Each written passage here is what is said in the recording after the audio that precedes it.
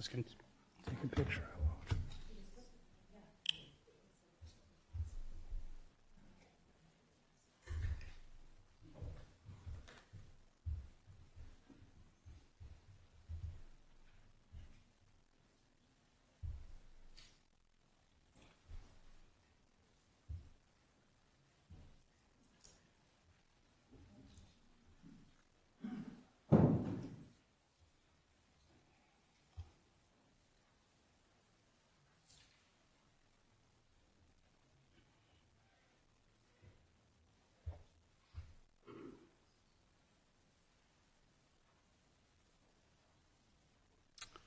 All right, it has just turned 6 o'clock. I am very pleased to welcome everybody here tonight on our second live meeting in more than a few years. And especially tonight, we have a very lively and full and interested crowd. So with that, we'll get going, but I just wanted to welcome you all here and thank you for that.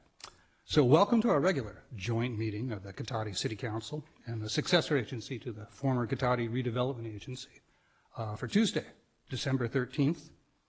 We'll next jump to our roll call, and I'll ask our city clerk if we might have a roll call, please. Councilmember Ford. Here. Councilmember Sparks. Here. Councilmember Moore. Here. Vice Mayor Harvey. Here. Mayor Landman. And here. Thank you. All right, next we're going to go to the Pledge of Allegiance, and I'll ask everybody who'd like to join me to stand, and please read along. I pledge allegiance to the flag of the United States of America and to the republic for which it stands, one nation, under God, indivisible, with liberty and justice for all.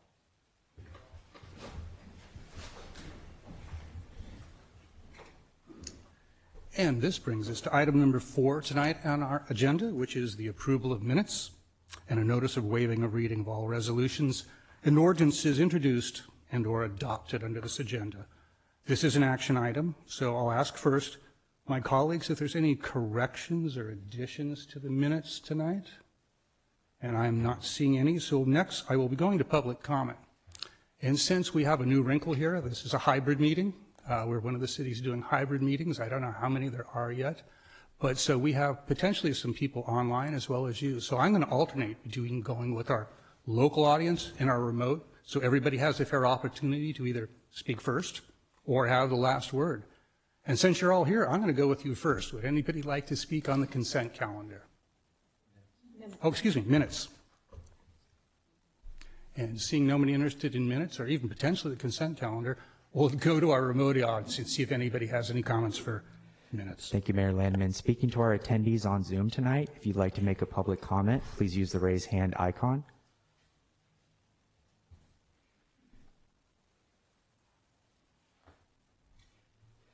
Mayor Landman, that will end public comment. All right, I will bring it back to the council then and see if we have a motion and a second for this. Move to approve the minutes. Second. All right, we have a motion from Vice Mayor Harvey and a second from Councilmember Ford. And I will ask all in favor, please signify by saying aye. Aye. Aye. Any opposed? Any abstentions? That carries unanimously. And I haven't been able to do that in almost 3 years. That's the first time we've actually not had a roll call vote for everything.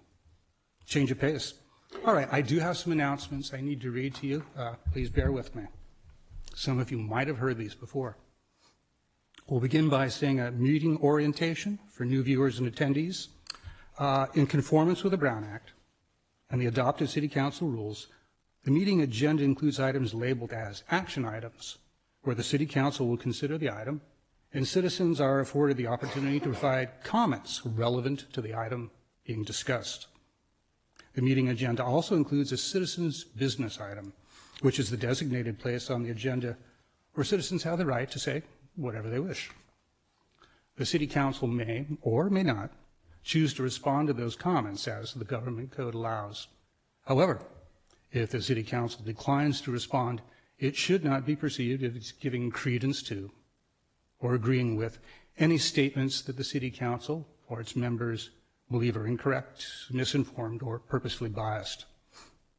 Next, Measure S supports police services, a variety of recreation programs for all ages, and the maintenance of our streets, parks, and public buildings, and you can find details about it on the web at cotadicity.org. Next, I'm happy to tell you that citizens interested in receiving City of Cotati community alerts via text or email are encouraged to sign up with Nixle, and you can do that by downloading the Everbridge app from either the iOS store or the Android app shop, or simply by texting your zip code, 94931 for all of us in Cotati, to 888-777. And finally, like always, we love to hear from you. Please feel free to contact the city anytime at 707-792-4600 during business hours, or through info@cotadicity.org. Now, if you do have a non-emergency issue after normal business hours, you can still contact us, and that number would be 707-792-4611. And of course, if you have an emergency, I'll hope you'll call 911. So you can continue to look for updates on the city's website and our social media channels available on Facebook, Instagram, Nixle, and Nextdoor. And tonight, I believe we have a proclamation. Thanks to Councilmember Sparks for your support on this, and I'm very pleased to read this. And this is a proclamation of the City Council of the City of Cotati for Monarch Pledge Day. And this is, of course, about the monarch butterfly. Whereas the monarch butterfly is an iconic North American species whose multi-generational migration and metamorphosis from caterpillar to butterfly has captured the imagination of millions of Americans, and whereas both the western and eastern monarch populations have seen significant declines, with less than 1% of the western monarch population remaining, while eastern population has followed by as much as 90%. And whereas the City of Cotati recognizes that human health ultimately depends on a well-functioning ecosystem, and that biodiverse regions can better support food production, healthy soil and air quality, and can foster healthy connections between humans and wildlife. And whereas cities, towns, and counties have a critical role to play to help save the monarch butterfly, and the City of Cotati is striving to become a leader.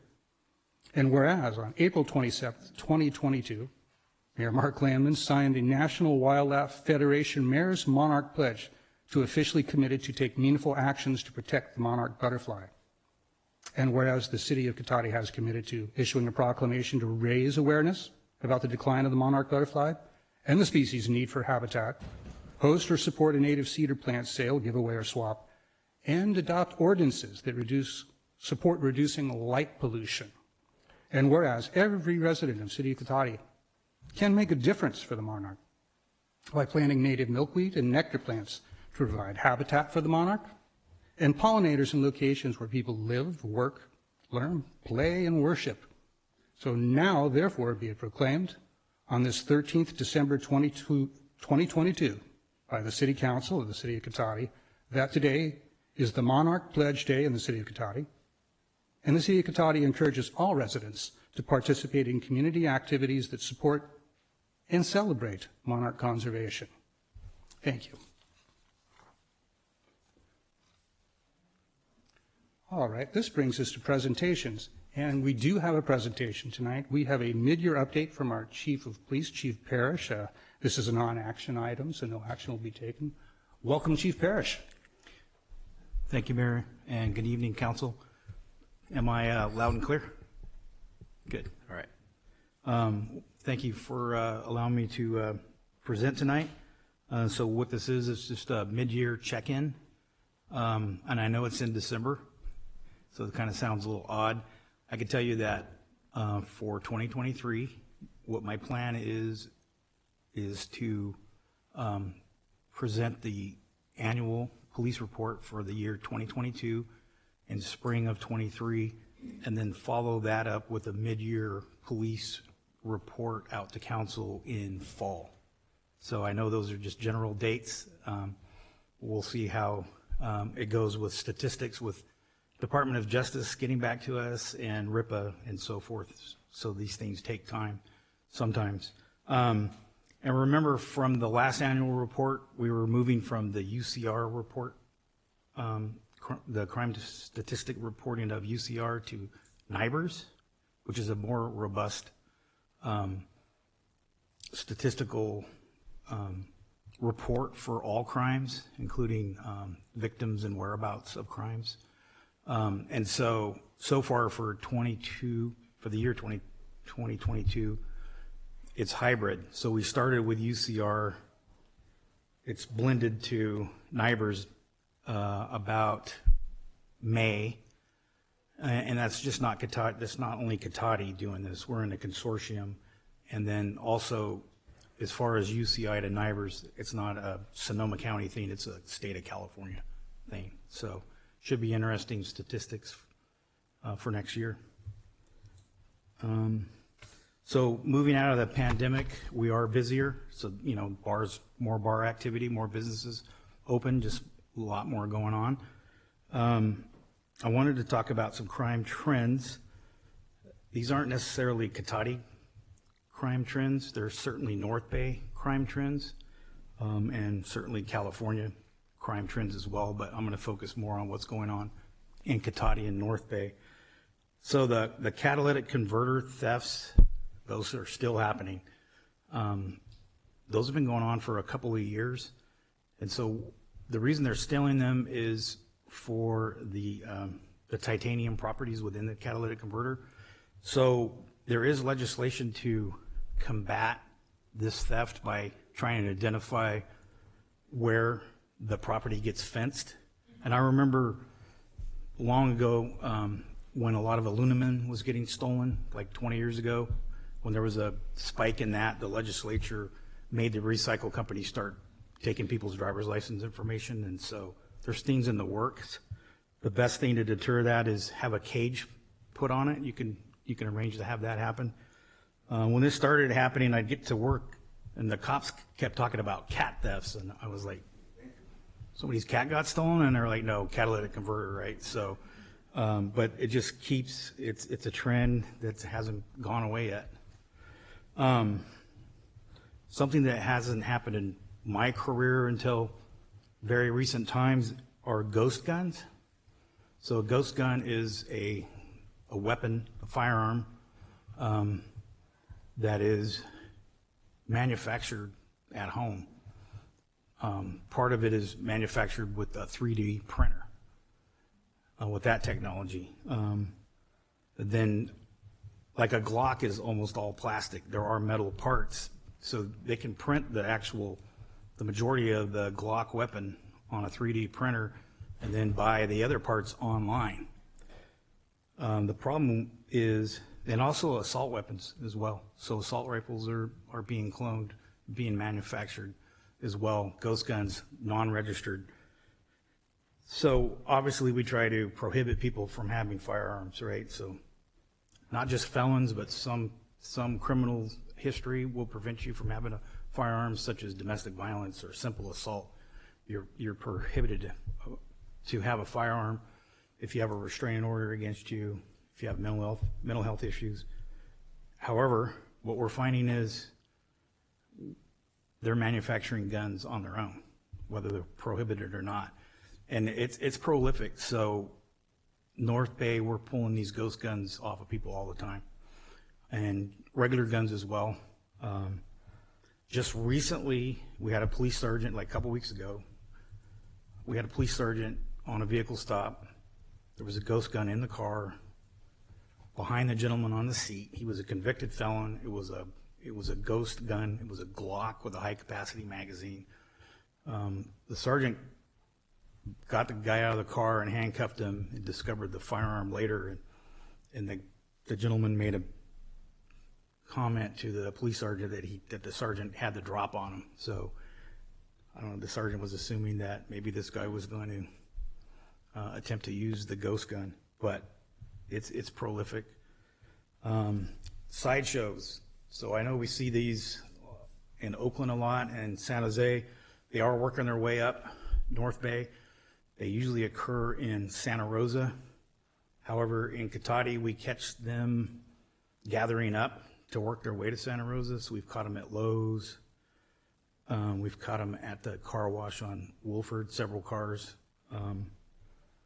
And at first with these sideshows, because these sideshows are bad. I mean, there's people firing off guns and there's a lot of stuff going on, scaring people. They're in neighborhoods. The first reaction for law enforcement in the North Bay was to kind of let them do their thing, so to speak, because we didn't want to get in pursuits with them. They are firing off weapons. We don't want to get in an officer-involved shooting. But it's changed, so that the dynamic and the response has changed from not doing anything to doing something. So the Chiefs Association in Sonoma County, we have a protocol. If a sideshow's occurring, just about countywide, we show up in mass, and we will tow cars. We will, if your car is highly modified, there's a administrative action you could take and have their car inspected by DMV. And basically, we're sending the message that you're not welcome to do these sideshows in Sonoma County. Fentanyl, another thing that's just prolific, right? So if you look at it's so prolific. When you look at police officers, you will see them they got Narcan on their vest to save themselves or save their partners. So police officers wear Narcan as a tool in case they get fentanyl poisoned. But there's just a lot out there. A lot of prescription pills have fentanyl. A lot of illegal narcotics such as heroin, cocaine, methamphetamine are laced with fentanyl because the drug dealers are trying to get their customers even more addicted. And there's a lot of people dying from it.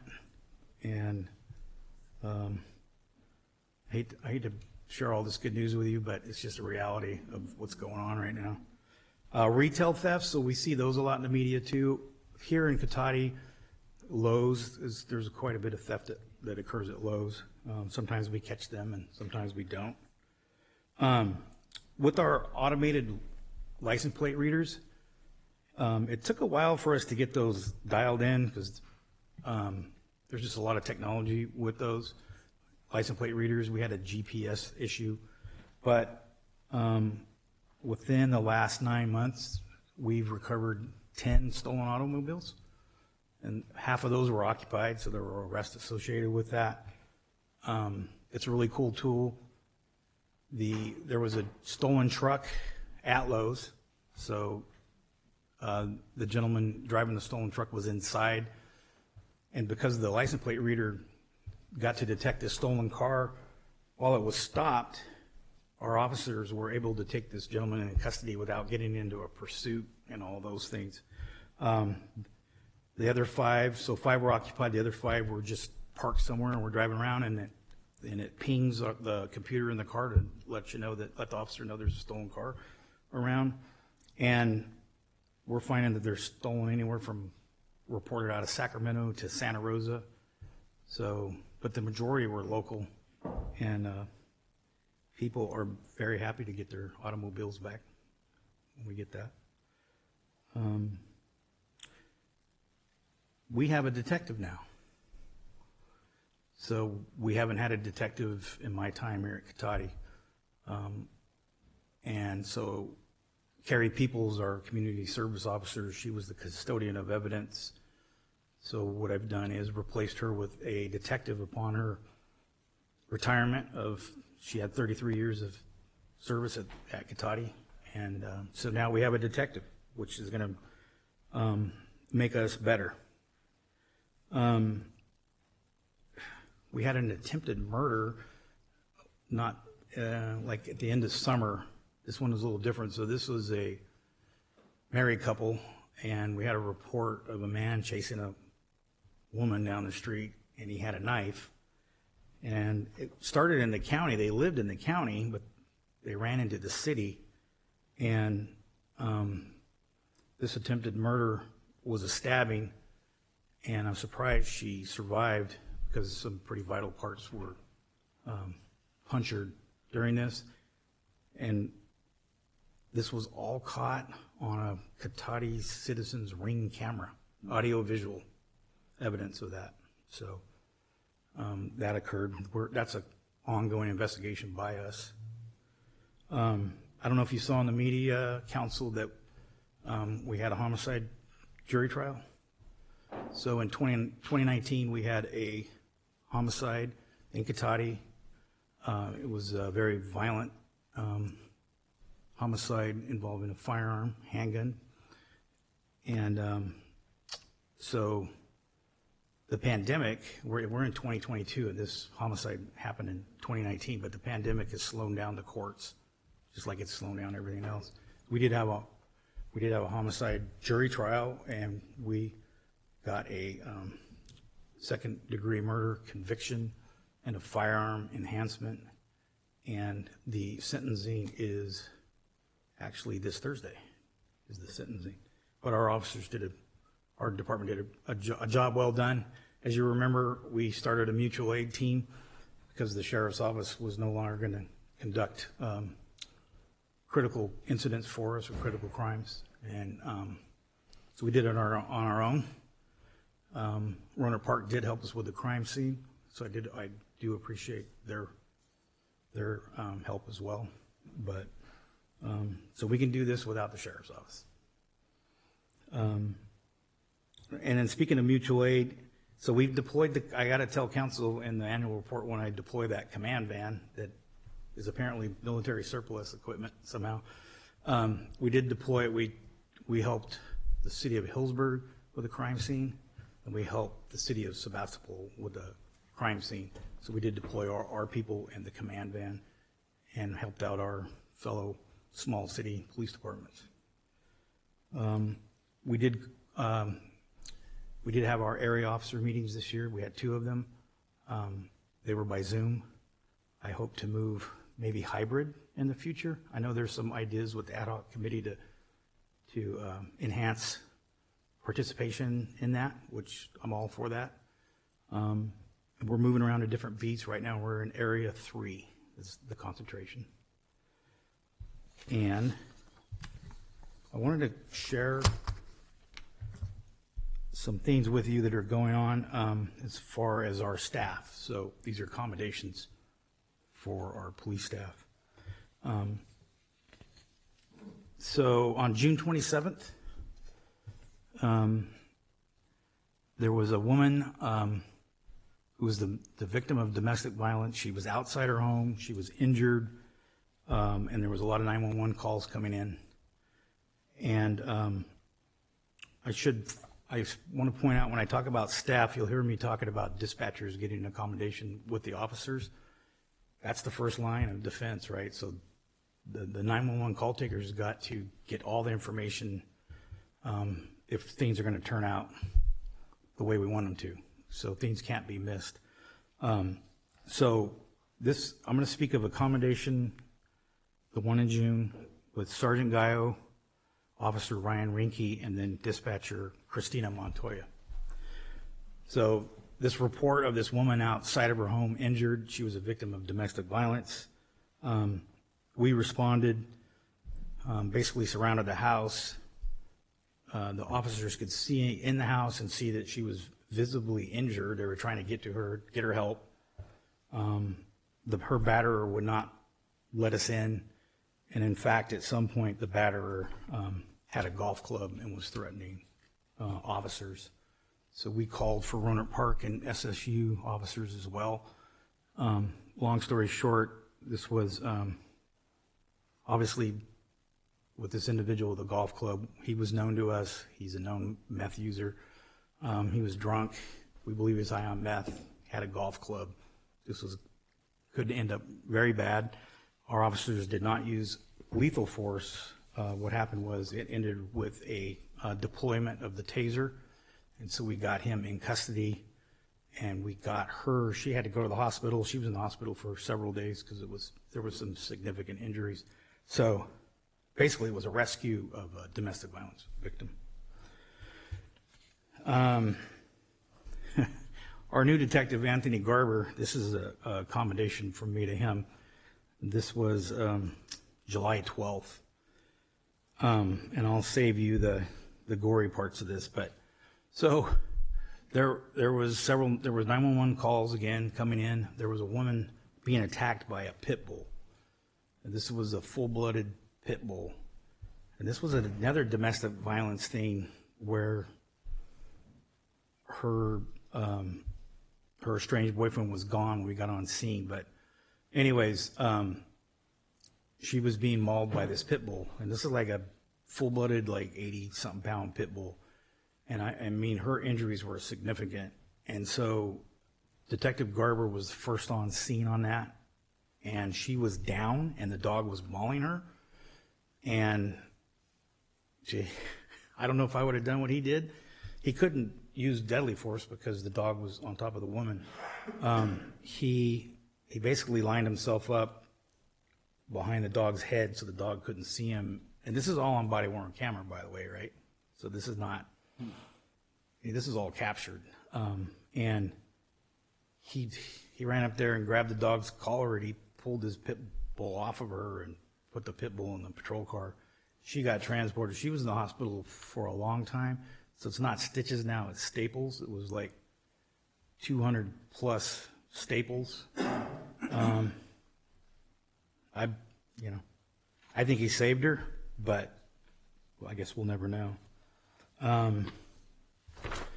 Another one. So this is Sergeant Gallo again, Anthony Garber again, and this time dispatcher Michael Callan. And so this was a overdose at a residence, and it was a save. It was actually a Narcan save. So Michael Callan, he's our new dispatcher, newest. He got a 911 call about somebody in medical distress, and the caller's being all cryptic, like, because the dispatcher's like, who is he? And he's like, well, I don't know who he is. Well, why is he at your house? Well, I don't know, but he needs help. And so the dispatcher was like, I can't just send an ambulance or fire. I got to send our officers to this. Well, long story short, it was somebody who OD'd on fentanyl or heroin or both, because it's laced, right? And so he was down and out, and they started CPR. They gave him a Narcan dose, didn't bring him around. They continued CPR, did a second round Narcan dose, still doing CPR. They did get him revived, and fire and ambulance arrived. They did save his life. This business is ironic because within 2 weeks' time, Gallo and Garber went to another medical aid with somebody down. It was not fentanyl. They did the same thing, though, doing the CPR and all that. They did not save him, so he passed, right in front of them. And so they got to take that home with them that day after the end of their shift. But again, it's just this is the business. But job well done. They did save his life. Corporal Brian Deaton, I gave him a commendation for the Joe Rossi investigation. Joe Rossi killed Patrick Leonard in the bird section. That's the jury trial that will be sentenced this week. And our corporal stepped up and took this on, did a great job, wore a suit through the whole jury trial, presented evidence, and took cross-examination from defense, presented a good case, and we got the conviction, so I gave him a commendation for that.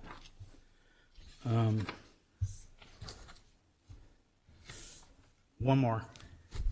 This is the most interesting one.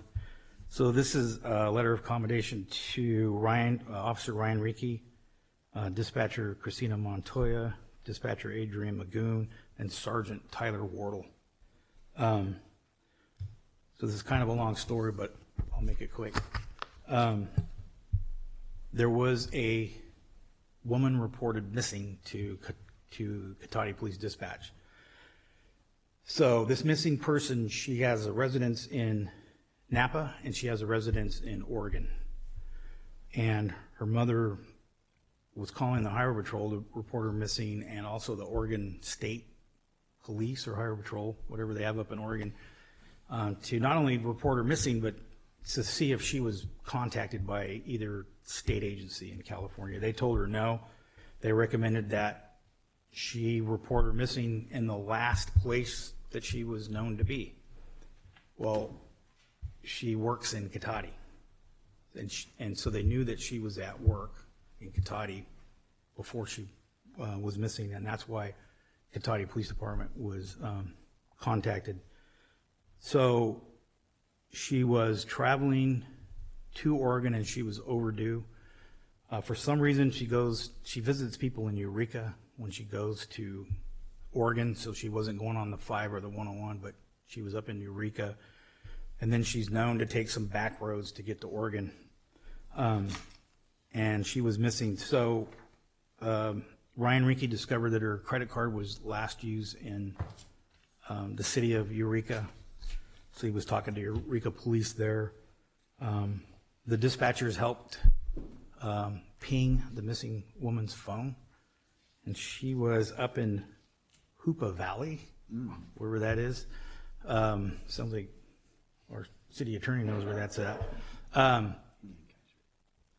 It's in Humboldt County, and so because her phone was pinged there, they had Ryan Rinke got a hold of the Hoopa Valley Tribal Police, and they told him, "Hey, it's like there's a lot of snow up here. It's storming right now." There were no more pings on her phone because her phone had died, and then Ryan Rinke, talking to family, knew like a route that she would take, a certain highway to get to the 199. Well, he's looking at the route she would take, and there's a river that runs along this road to get to the highway, and there's a lot of curves. He's talking to California Highway Patrolmen, Humboldt deputies, and they keep telling him how much snow there is. And then so finally, he called the Siskiyou County Sheriff's Department and talked to those deputies, because that's where the road was in that county where she could be traveling. And again, they said, there's a lot of snow. We can't even go check for you. Then search and rescue's out doing other things. So the deputies said, we can't really help you. So Officer Rinke ended up talking to a resident deputy in Siskiyou County who knew a civilian that had a snowmobile. And so this civilian got on a snowmobile and was searching for her car, this black Subaru. Again, her phone's dead. And so he's going down this snowy road, and he goes for a long ways. And apparently he was about to turn around because it's like, I've gone a long distance, and there's like a ton of snow. And at some point, he tells himself he's going to turn around. But then he also he has a thought, I'm going to go around one more corner. So he goes around one more corner and found the car. And so from her mom called me. So she was out of gas, so no heater in this snow blizzard. No phone. Phone was dead. And so she had put all of her clothes on that were in the car, every clothes that you could think of. And then she had a journal and was writing her goodbyes. And so anyways, I thought I'd share that. So he put her on the snowmobile and got her back to wherever, and she was able to call her family and get reunited. And I know that's a long story, but thought it was worth sharing. So thank you. That's my report, and I'd be happy to answer any questions that you have. Well, thank you, Chief. I'm going to look at my colleagues and see if anybody has any questions for the Chief tonight. I'm going to start right over here with Councilmember Moore and then go to Councilmember Sparks. Thank you, Mayor Lamont. Thank you, Chief Parrish. Several years ago, there were some issues regarding copper theft. Is that still going on, or has the price of copper come down where it's not profitable? I'm not hearing anything about copper theft, but I do remember that. I remember it was aluminum a long time ago, but right now it's the catalytic converters. Yeah, is the hot ticket. Right. And then I had another question regarding the Narcan, and apparently we are able to administer those in the appropriate situations. The officers? Yeah. Yeah, absolutely. Terrific. We've saved civilians working the streets. I know I could think of one in the parking lot of Walgreens. We saved somebody that OD'd. Yes. Thank you. Councilmember Sparks. Thank you, Mr. Mayor. Thank you for the report, Chief. I appreciate you coming and doing it. And I had another question about the Narcan as well. I was curious if the SAFE team, or for those who haven't heard of it, it's our mobile crisis response team. I'm curious if they carry Narcan on their vehicles, or if they ever get co-dispatched to abortive situations. So I wouldn't swear to it, but I know that there's an EMT associated with SAFE, so I would think so. There's nothing stopping them from doing it, like legally, but I think their EMT probably has Narcan, I would suspect. Great. And then second question, I just wondered if, have there been any targeted enforcement actions recently? That was just because I saw that was on the list of things that were going to be on the mid-year update. Yeah, so I know that when we were in Area 1 recently, our police officers had our cadets, our volunteers, the young people, that they went to all the businesses to see if they were secured, and they left. There's a card we leave behind, like all secure or not secure or whatever. So that's the most recent one I can think of.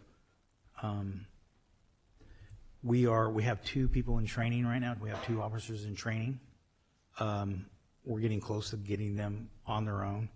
So I'm hoping by early 2023 we could do more targeted enforcement and improve on that. Thank you. All right.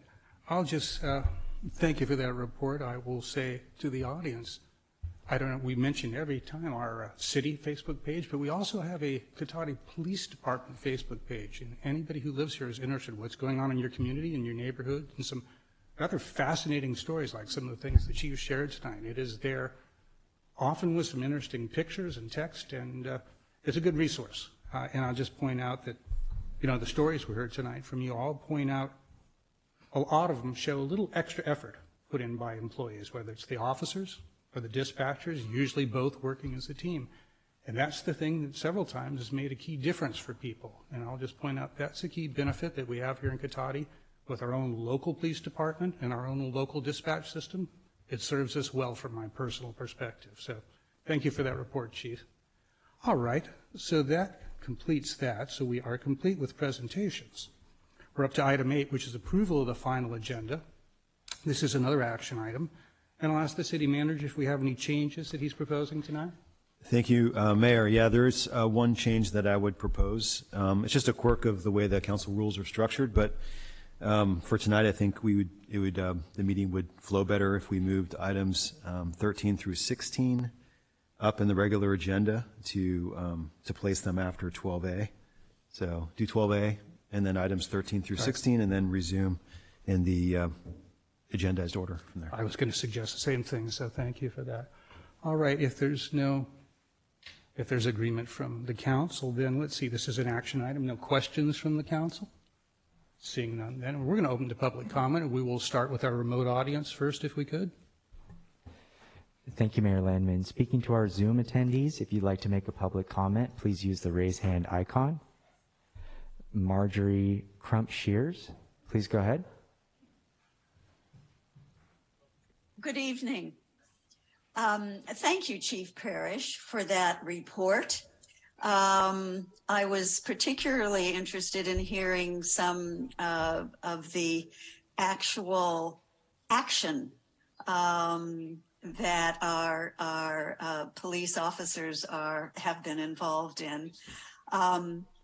I will not be able to stay for the entire meeting, but I wanted to be sure to say to Mark and to John, Mark Landman and John Moore, thank you for your service to us. You have been respectful, you have listened, you have been honest, and you have guided our community with help, yes, but thank you.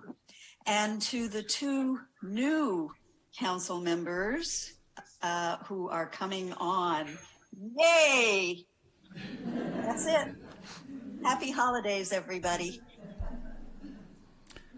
I think we might have been a little off our particular agenda item, but it is the holiday season and it's a newer participant, so we'll just thank you for that and move on then to local and see if we have anybody locally here who would like to speak. And this is, in theory, just about approval of changing the order of items tonight. Does anybody have any comments on that? I'm looking out to the audience. I'm not seeing any. Oh, is this citizens' business, Mayor? No, it's not citizens' business yet. Coming shortly, Mr. Barrich. All right.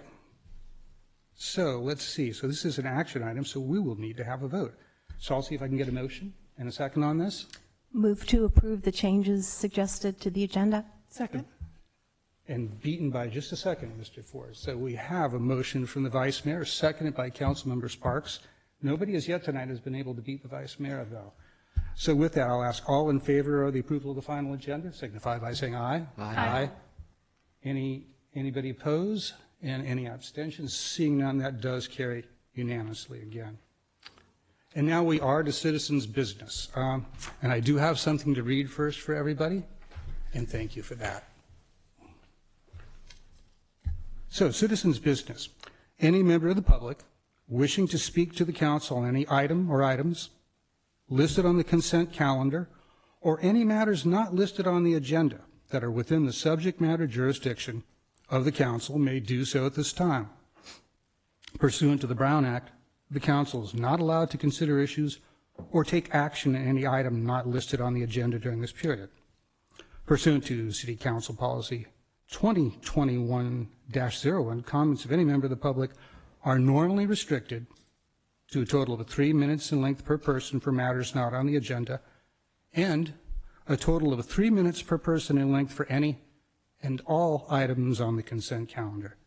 And the mayor may extend the time limit for a reasonable time if a disability accommodation has been requested.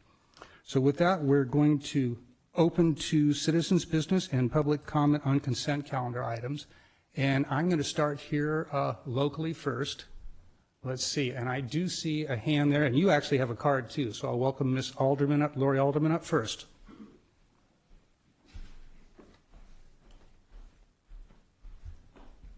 Hi, I'm Lori Alderman of Cotati. First, I'd like to speak as a person with a disability. When I came in tonight, I've had a long-term accommodation of having an adjustable chair before the pandemic. Now, there is blue markings all around it, and I was told I couldn't move the chair and things like that over here, where I usually sit. So these games need to stop. I have been told over and over where I can sit. It is about inclusion. I shouldn't be identified as somebody with a disability by these big blue markings around and a big reserve sign that I'm disabled. The next one is your closed captioning. It doesn't know how to spell Cotati. It's K-A-K-A-T-E, according to that.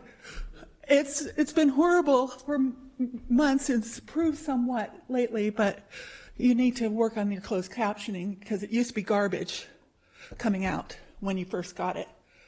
The other thing and the reason I came tonight was because the first meeting that was in person last, right before Thanksgiving, I wrote all the city council, the city clerk, over 4 or 5 written comments on the agenda items. I carbon copied it to all of you. They were not put on the agenda. They were not at the meeting live. Then they were, you guys covered it up as you do with everything. You covered it up and put them on 24 hours later where people could read them. But not one of you remembered any of my public comments, written public comments. So I had to come down here tonight to make sure that my speech is not suppressed one more time. And ladies and gentlemen, it's a new era. It's a new year coming on. New people, and this is not going to happen anymore. We're done with having our opposing voices silenced over and over again. Thank you. Ms. Alderman, did you want to speak on consent? Not at this moment. Thank you. Mr. Parrish.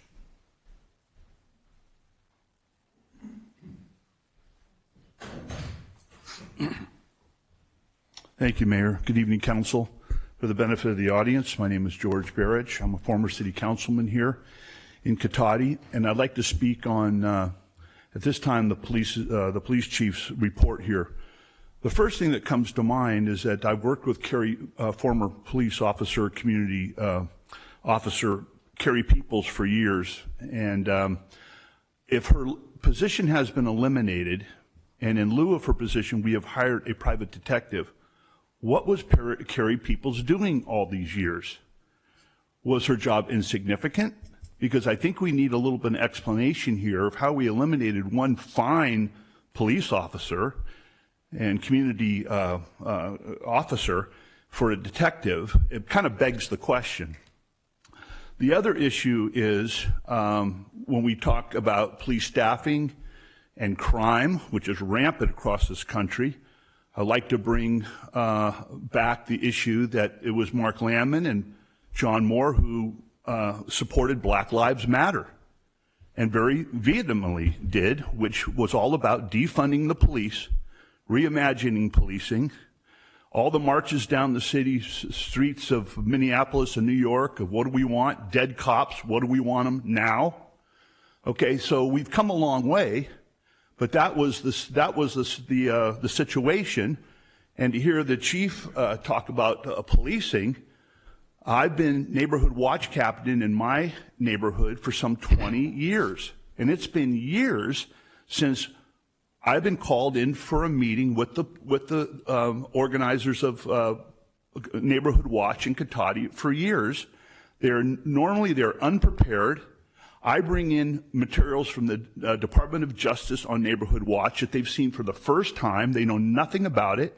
We have no social media about Neighborhood Watch. We have no recruitment regarding Neighborhood Watch when we want to support the police department as much as we can. And I must call into the dispatch a dozen times a year on what's going on or wrong in my neighborhood.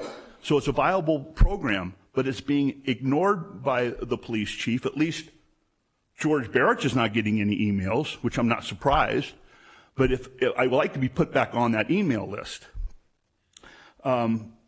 Also about policing, the council needs to be reminded in 2015, I was at this meeting and I called a planning commissioner a liar when he was outright lying, and the police chief approached me and threatened to arrest me if I was recording him on my phone or any other way, and demanded that I would never call anybody a liar in these chambers again. I came back 2 weeks later and explained it to the council that it's wrong, asked for the chief to apologize to you and the community, and got silence, which ended up in a federal litigation against the city for the sake of my community, where the judge threw the book at the city of Cotati for violating my First Amendment rights and so on and so forth, which I had to settle out of court.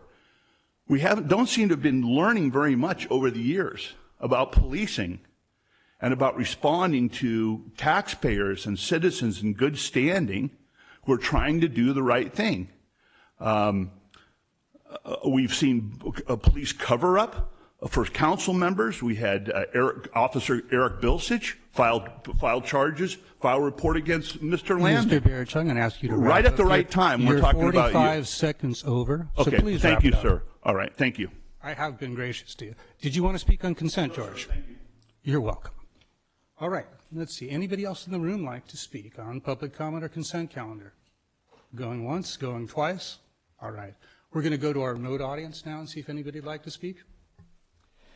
Thank you, Mayor Landman. Speaking to our Zoom attendees, if you'd like to make a public comment, please use the raise hand icon.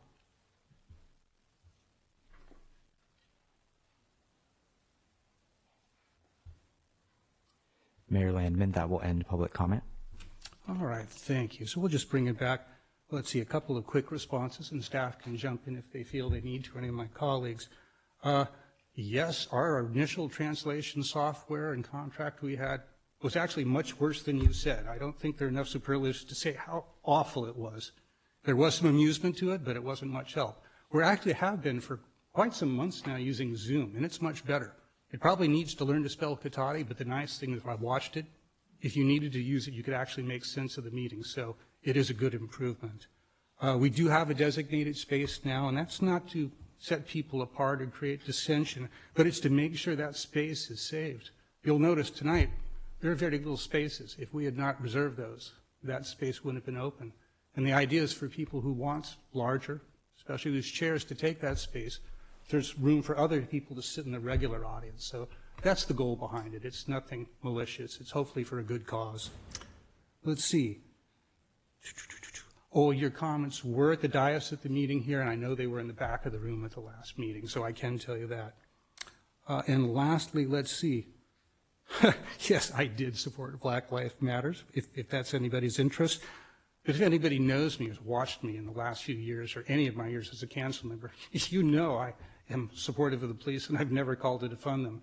Considering my father was a policeman and both uncles, I think I hesitate to think what trouble I could have been karmically if I did that. So I think you got your signals crossed with that one.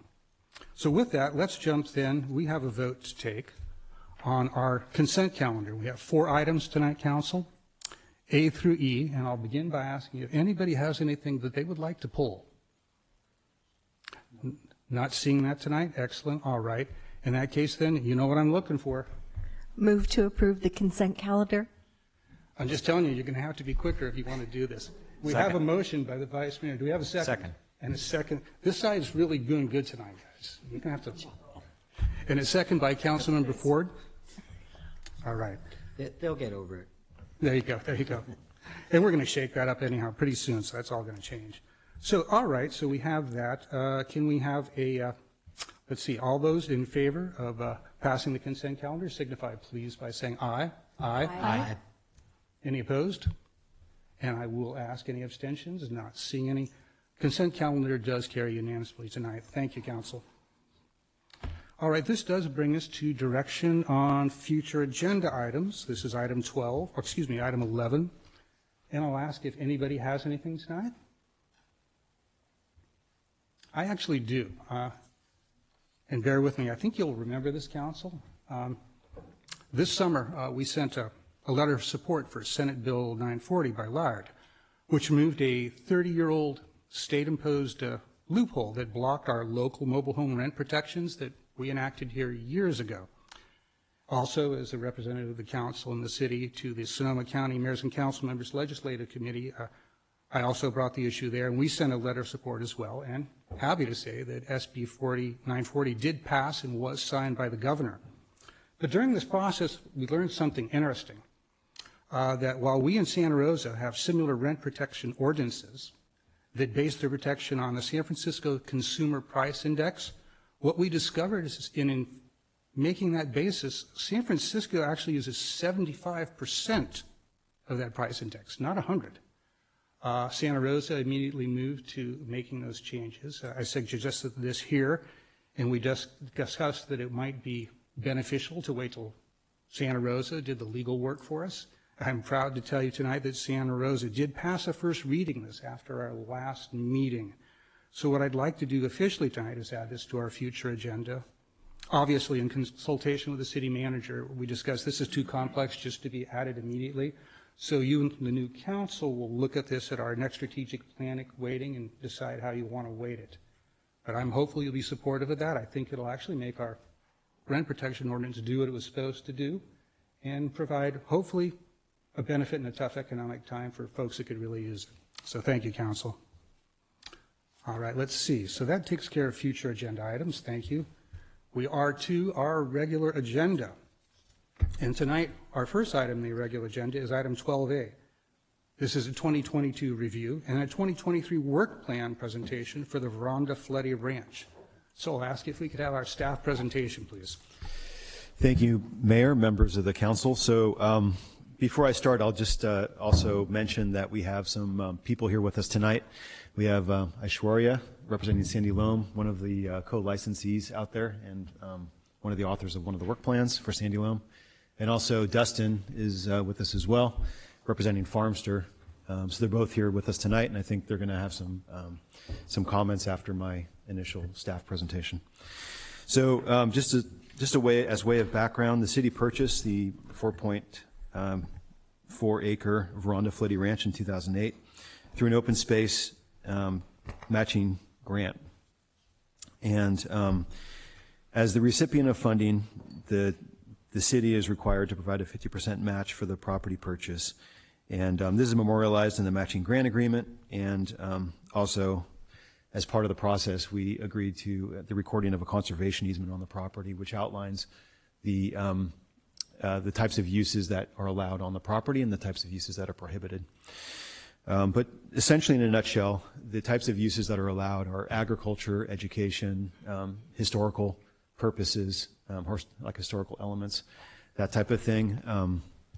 So those, in what's not allowed is housing or other things. Property can't be developed into anything other than the ranch that it is today, with complementary uses. So the two co-licensees, which I mentioned at the start of this, Sandy Loam and Farmster, they have license agreements with the city for the operation and use of the property, and those license agreements both have 5-year terms, and they rely on an annual farm work plan process. So the license itself sort of broadly outlines the roles and responsibilities of the licensees, one of which being presenting an annual work plan to the council and the community each year to get everyone's input on that before they implement it for the next year. So the work plans that are attached to the staff report are for the calendar year of 2023, and that's attached to the staff report. The initial farm work plan was back in 2021 in August, and the City Council reviewed and provided feedback on the joint work plan back then. And that set in motion the initial year of programs.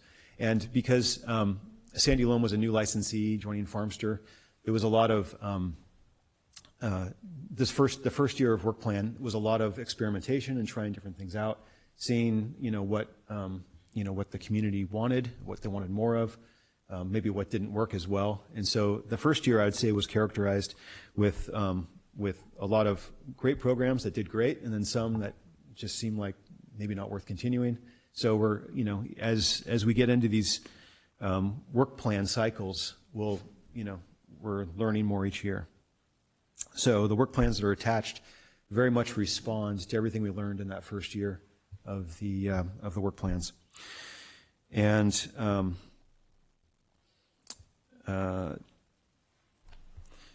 so the attached work plans, I'll just outline them generally, but the Farmster work plan has several elements. There's the farm management and development. There's animal husbandry, as Farmster is the lead on the animals at the ranch, and horticulture. And sort of broadly speaking, Farmster focuses on more the adult education components at the ranch, as well as the agriculture and the animals. Sandy Loam, the main elements there are property management and program management, and that and their primary focus is on child education. So essentially preschool through through high school. There is some overlap, with Farmster and Sandy Loam on the older ages, but that's sort of essentially what it is. And both are proposing to do a variety of workshops and events throughout the year in partnership with the city. So the city is going to have spring and fall events at the park that both licensees will assist the city with, and then a variety of, like I said, a variety of programs, which I'll let them talk more about, but they're also on the work plan. And with that, that's sort of a broad overview of the item before us tonight. And just see if the licensees have any comments they want to make about the work plans. I'd be happy to invite up. I'm not sure who'd like to speak first, but I guess we have partners in this venture, both from the Sandy Loam as well as Veranda Fletty. So whoever would like to speak first, please approach the podium.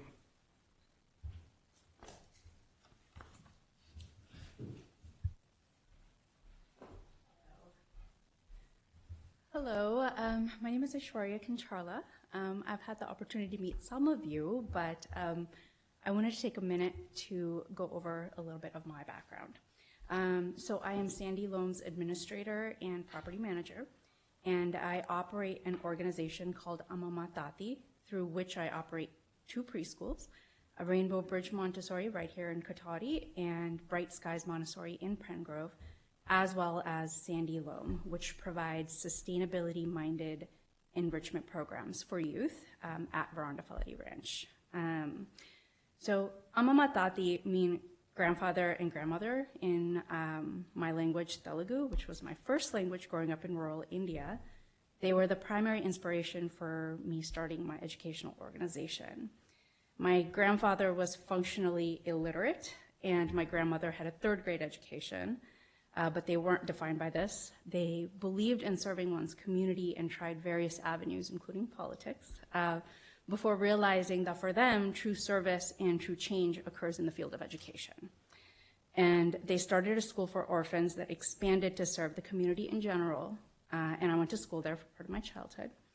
And so my journey to Sandy Loam mirrors my grandparents' journey. I was a project manager by trade and had an interest in human rights and building healthy communities.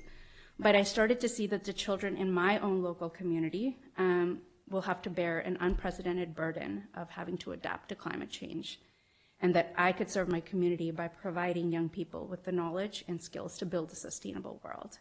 And that is what we do at Sandy Loam.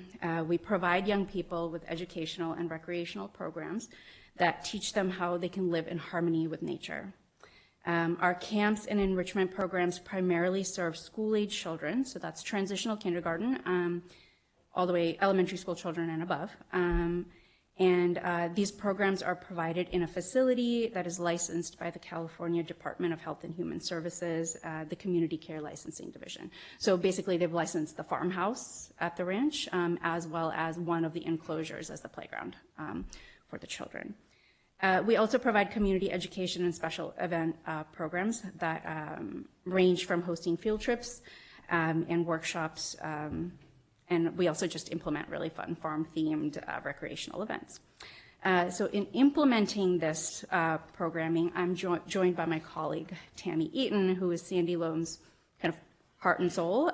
She wanted to be here, but she's under the weather. She is present via Zoom and will introduce herself.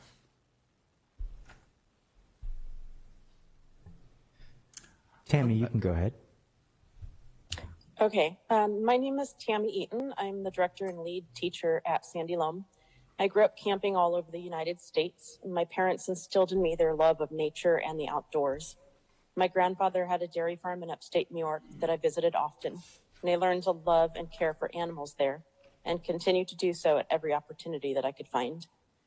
I started working with children when I was still a child myself at 12 years old. I volunteered at a preschool for the summer. The next year, they asked me back for pay. I started babysitting and taking early childhood education classes in high school. After becoming a Girl Scout leader and sharing my love for the outdoors and camping with my troop, my passion for hands-on learning grew. The girls in my troop held campouts for other troops where my girls taught the younger girls how to set up tents and start and maintain fires, lash, and cook outdoors. My daughter and I started volunteering for Farmster in January of 2020.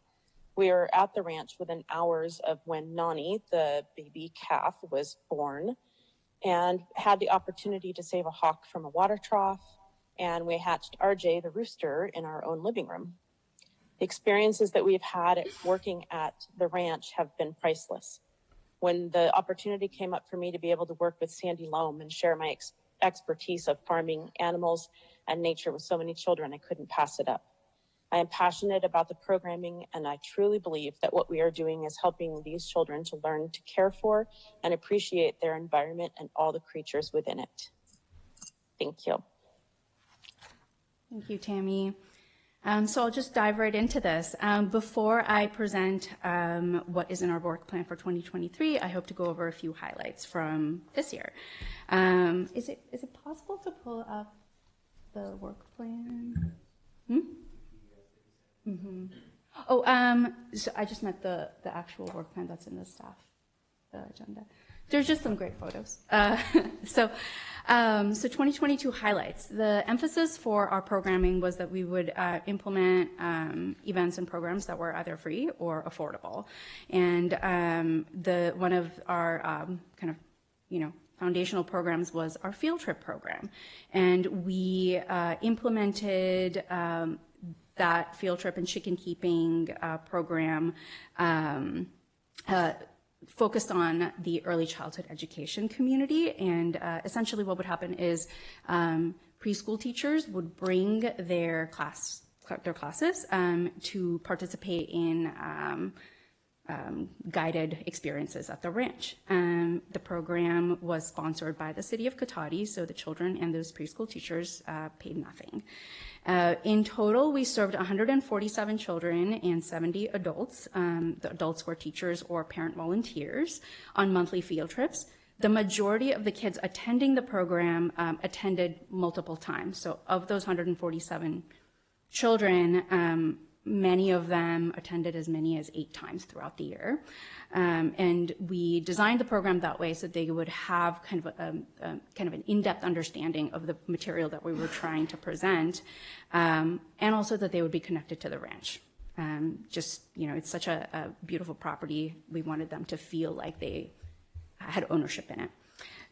So we serve every single preschool that is within walking distance to the ranch. That includes the Cotati Roner Park Co-op Nursery, which participates in the field trips, but they're also our partner in our chicken keeping program. So there's like a separate program that they do where they come with their parent volunteers and help us take care of RJ and all the other chickens. And there's also a Grow With Me ECE, which is just around the corner from the ranch, and as well as training wheels, mixed greens, and Rainbow Bridge Montessori. So we have also expanded the field trip program to include groups that are serving children with disabilities. So this is the Common Ground Society groups have come in, as well as the Swain Center in Santa Rosa. So that's a field trip program. We also launched these Open Ranch Youth Days, and this was a pilot program that we kind of undertook independently, and we partnered for part of those days with the Sonoma County Bibliobus, which is their mobile branch. It would just pull right into the ranch, and neighborhood children would come check out books and participate in little art stations, and we had lots of ice cream because everybody loves ice cream. And that program was also offered free of charge. We administered it, but the city provided outreach support. Basically helped us kind of publicize the events. We hosted 6 youth days in total, and each of those youth days had, throughout the hour and a half that we had those events, 30 to 66 visitors per event. That's excluding my husband and babies. So with them, we had up to 69. The other big highlight for us was our implementation of summer camps and the early release enrichment programs. So these are the programs that are actually operating under the license, which we need to have in order to provide the service at all. We had 2 farm and nature focused summer camp sessions piloted in partnership with the city. 10 to 14 children attended each day. 14 is our max capacity. And the city collected participant registrations. And we also launched a farm and nature focused early release enrichment program. And this is, our local school districts have an early release day on Tuesdays, or in Petaluma it's Wednesdays. And on those days, parents could come drop their children off, and the children would participate in a kind of guided curriculum. And they would pay what they can. So the minimum payment was $10 for like 3 to 4 hours of care. They would just drop off their kids. And we did that so that we could make it affordable for everybody. And we had 15 children kind of attending on the various days that they, that their families were interested in them having join us. And we administered that program, Sandy Loam did, with outreach support provided by the city of Cotati. And so I just want to explain like the depth of the programming that we've been providing. Tammy is a master at just really engaging children, and she has created this incredible curriculum where every single event, so every single field trip and every single day that the children are at the ranch is a unique and in-depth curriculum. And so those were the PowerPoints. And I'm not going to go through these in detail, but I just wanted you all to see how deep it is. So this is a lesson called Digging for Decomposers, and this is where children explore the garden for decomposing insects, and they learn about the significance of that. Next page.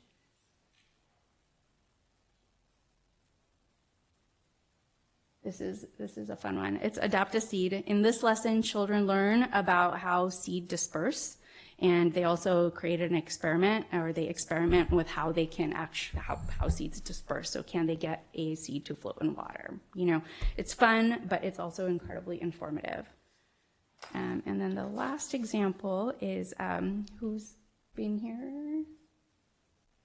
And in this lesson, this is just a good old scavenger hunt, but we're looking for signs of animal life at the ranch. So this could be wild animals, or it could be the farm's animals. And, like, for example, I love this one. So can you see a plant that has been chewed by an animal, or can you find scat, poop, of various animals? So it's fun, but it's also very educational. I'm happy to provide further examples if any of you are interested. But for now, we'll go back to the presentation. So those were some of our program highlights. In addition to that, we also manage the kind of front parts of the ranch. We're property managers for those areas, as well as this little pollinator garden that's at the corner of West Sierra and School Street. So the pollinator garden has gone through a lot of transformation. There's just some really aggressive gophers that ate everything twice. And so finally it's gopher approved. There are beautiful plants there. It's going well. And we're also adopting the gopher as the Sandy Loam mascot because we're just shocked that it ate an entire bush. So that's been fun. We're also really happy that it's really beautiful. It certainly lifts my spirits when I walk through town. We also manage the education garden. That's the one right on school, West Sierra with the little greenhouse. And that was done in collaboration with other groups, including Farmster, and we actually got a grant from Sonoma First Five to build that little greenhouse, and then of course the Rotary Club. But now there are 9 garden beds, and in those garden beds we're planting annuals and perennials that all serve as the foundation for our children's education.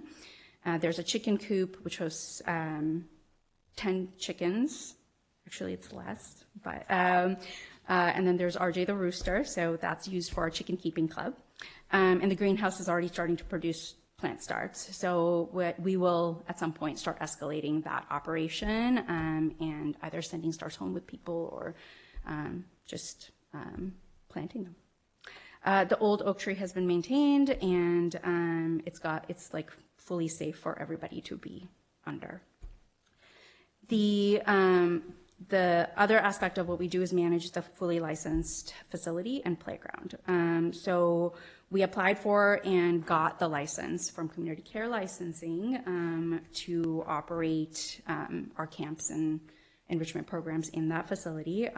It's staffed by instructors who have background clearances, first aid training, and the environment itself is really engaging for young children. We'd love to have you guys come visit at some point. And we also have an outdoor area, which California requires you to have dedicated playground space, but we use this playground space as a kind of like play and garden and farm area. So there are currently 6 raised beds, and more will follow. Hopefully we'll be able to do some in-ground planting, but with the Gophers, we'll see what our young children can accomplish, because we're right now serving primarily elementary age children. So they're capable, but yeah, we'll see.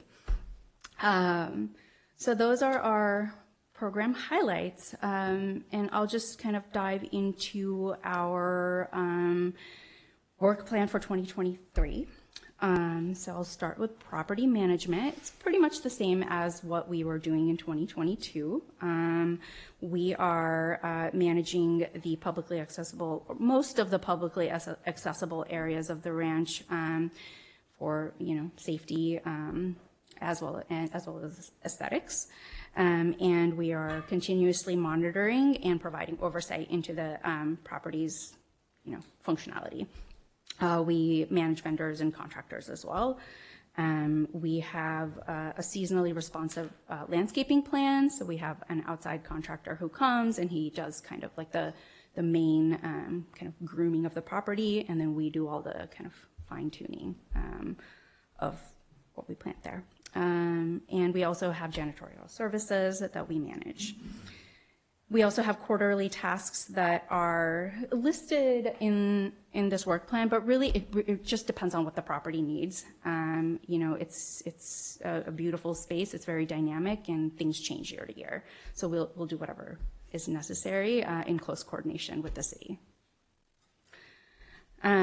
Switching to program management now. So this is primarily my role. I'm a program administrator, and as well as kind of like a curator of programs at a high level. So I kind of work with Tammy to try to figure out what programs we want to implement. This next year, we are proposing that we actually have a community survey in which we reach out to the members of the community to figure out exactly what they want to see at the ranch. Whether we're actually serving the children, like the child demographics that we think is appropriate, or are we missing something? So we want to hear from the community. We will create a survey and implement the survey in the beginning of 2023, and then try pilot programs and see what we can accomplish. I can't say what those pilot programs are right now because it will depend on what the community tells us they need. We will continue to build out the ranch, in terms of its physical plant. But again, that really depends on what the community says they want in this survey, and we'll work in close communication with the city and make that a reality to the best of our ability. We will also continue to provide oversight of our farm and nature educational and enrichment programs. And this includes, mandated record keeping, regulatory compliance, community relations, staff and contractor management. And this is the reality for everyone who works in education. I will also support Tammy with if there's ever an instance in which children need behavioral guidance, and also communicate with our parents about that. I will also continue to manage overall the Sandy Loam programs. And next year, what we would like to do is continue with our field trip and chicken keeping program, the summer camp sessions, the open ranch days, and the early release enrichment program.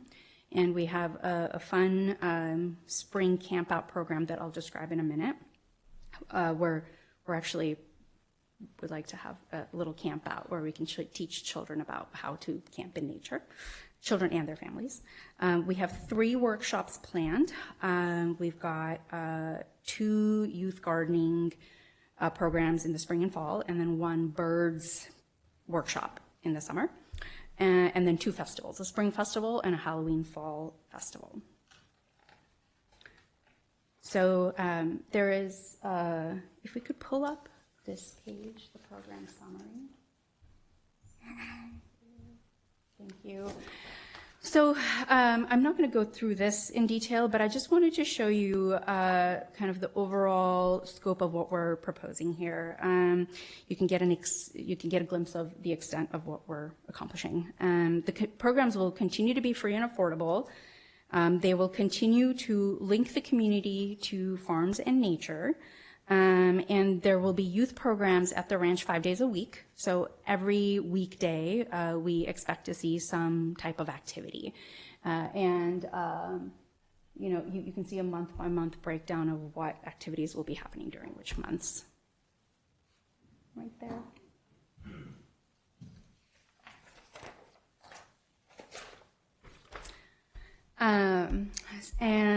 So starting with the farm and chicken keeping field trip program for youth, it's going to be pretty much similar to how we've done it this year with a couple additions. The preschool groups that attend now will continue to be able to attend for free with sponsorship at the city. And we'll continue to have these relatively stable groups of children who can be on those field trips multiple times throughout the year so that we can build on the curriculum that we present each time. So, and we'll also have a specialized farm and nature curriculum, examples of which you saw before, and we'll also include youth with disabilities or learning differences. And then next year, we will be working to develop partnerships with local school districts, Sonoma First 5, Sonoma 4Cs, to enable access to countywide educators, and also try to have tie-ins with groups connected to school-age groups, like school groups, PTAs, things like that. Educators right now are just going through a lot in their own classrooms. So what we would like to do is actually, as part of the community survey, hear from them first to see how we could be useful to them rather than try to create a program and try to have them participate in something that's just not that useful for them. So that's also coming. And we'll try to have other nonprofit organizations participate in this program as well. The Painted Bright summer camps. So last year, this year, we had camps that served elementary age children only. And we heard from the community, and it sounds like programs that serve traditional kindergarten and kindergarten camps would be very useful for families as well. So we will be offering 4 camp sessions, and a couple for the younger children, a couple for the slightly older children. And the city will establish fees, and the city can decide whether they want to subsidize the fees for the participants. The programs will continue to be staffed by teachers with background clearances, and it'll be the same standards as we provide in our licensed care. And we'll also have a robust farm, art, and nature-based curriculum for those. And then we also have a culminating art show and party for the campers. It was kind of random. We had a press Democrat photographer come on the one day that we happened to have this event, so it actually got published in the newspaper, which is really fun. So we would like to continue the youth days, the Open Ranch Youth Days. So we independently piloted this last year and to see if it would be popular, and it was popular. So in 2023, we would like to present the same program in partnership with the city of Cotati. We have 6 Open Ranch days, 3 in the fall, 3 in the spring, and the program hours are 3:30 to 5. We'll provide the staffing, and we'll have ice cream, hot cocoa, farm and nature-based activities, and art stations. I hope you all come with your kids. So, and then the next program is the Early Release Enrichment Program. So we started this as a pilot program, again, independently, and it was the Pay What You Can model, and it was offered on every Tuesday and Wednesday that school is in session. And we've had, we piloted it, and we've been kind of marketing it a little bit here and there, so we'll have like 3 to 6 children in any of these. We would like to have 8, and I think we can accomplish that in partnership with the city. We currently have a flexible sign-up process, so parents go through the initial paperwork because it's licensed first. And once we have all that paperwork in hand, they can just drop in. You can pay $10 or more. We've had families pay up to $45 if they want to support the program. And that model can continue in partnership with the city. And we'll also try to develop partnerships with PTA groups and after-school programs. This one is my favorite. So there is a small spring camp out being planned. So this is actually the brainchild of Tammy. And she was a Girl Scout camp leader, so she would like to bring that experience to the ranch. We would like to have 6 families spend the night at the ranch and learn about camping and build that kind of contact and appreciation of nature. It would be for elementary age children. The families bring their own tent, sleeping bag, and dinner, and we provide crafts, host a campfire song circle, cooking activities, and then we'll also serve breakfast the next morning. And for families who are unfamiliar with camping, it's just really contained and safe. There's like a bathroom, and it's familiar and close to home. And the city will establish the fees and fee subsidization for that program. And then we have the 3 workshops for youth and their families. And we can accommodate 14 youth participants and 1 adult for each of those 3 workshops. The fall gardening workshop will focus kind of on harvesting, and the spring one on preparing for planting. And then the bird workshop in the summer will help participants identify and appreciate the bird life in our own backyards, and will include a craft activity. Which leads me to our 2 festivals. The first one is a Sweet Spring Festival, and we will be celebrating all the kind of new things Earth provides. It'll be held around Earth Day, and so it could be bees, butterflies, birds, blooms, any of those things. The city of Cotati would have to provide 5 to 6 hosts for the day of, and we'll provide 3 hosts for the day of festival. The hours of operations will be on one Saturday, close to Earth Day, 10 a.m. to 4 p.m. And the features will include crafts, games, a chicken and animal petting area, a dance, kind of like a dance patch with music, photo area, cookies and lemonade, planting activities, things like that. And that'll evolve as we kind of concoct new and fun activities. And the fall Halloween festival will turn that front pasture in front of the farmhouse into a temporary pumpkin patch, and we'll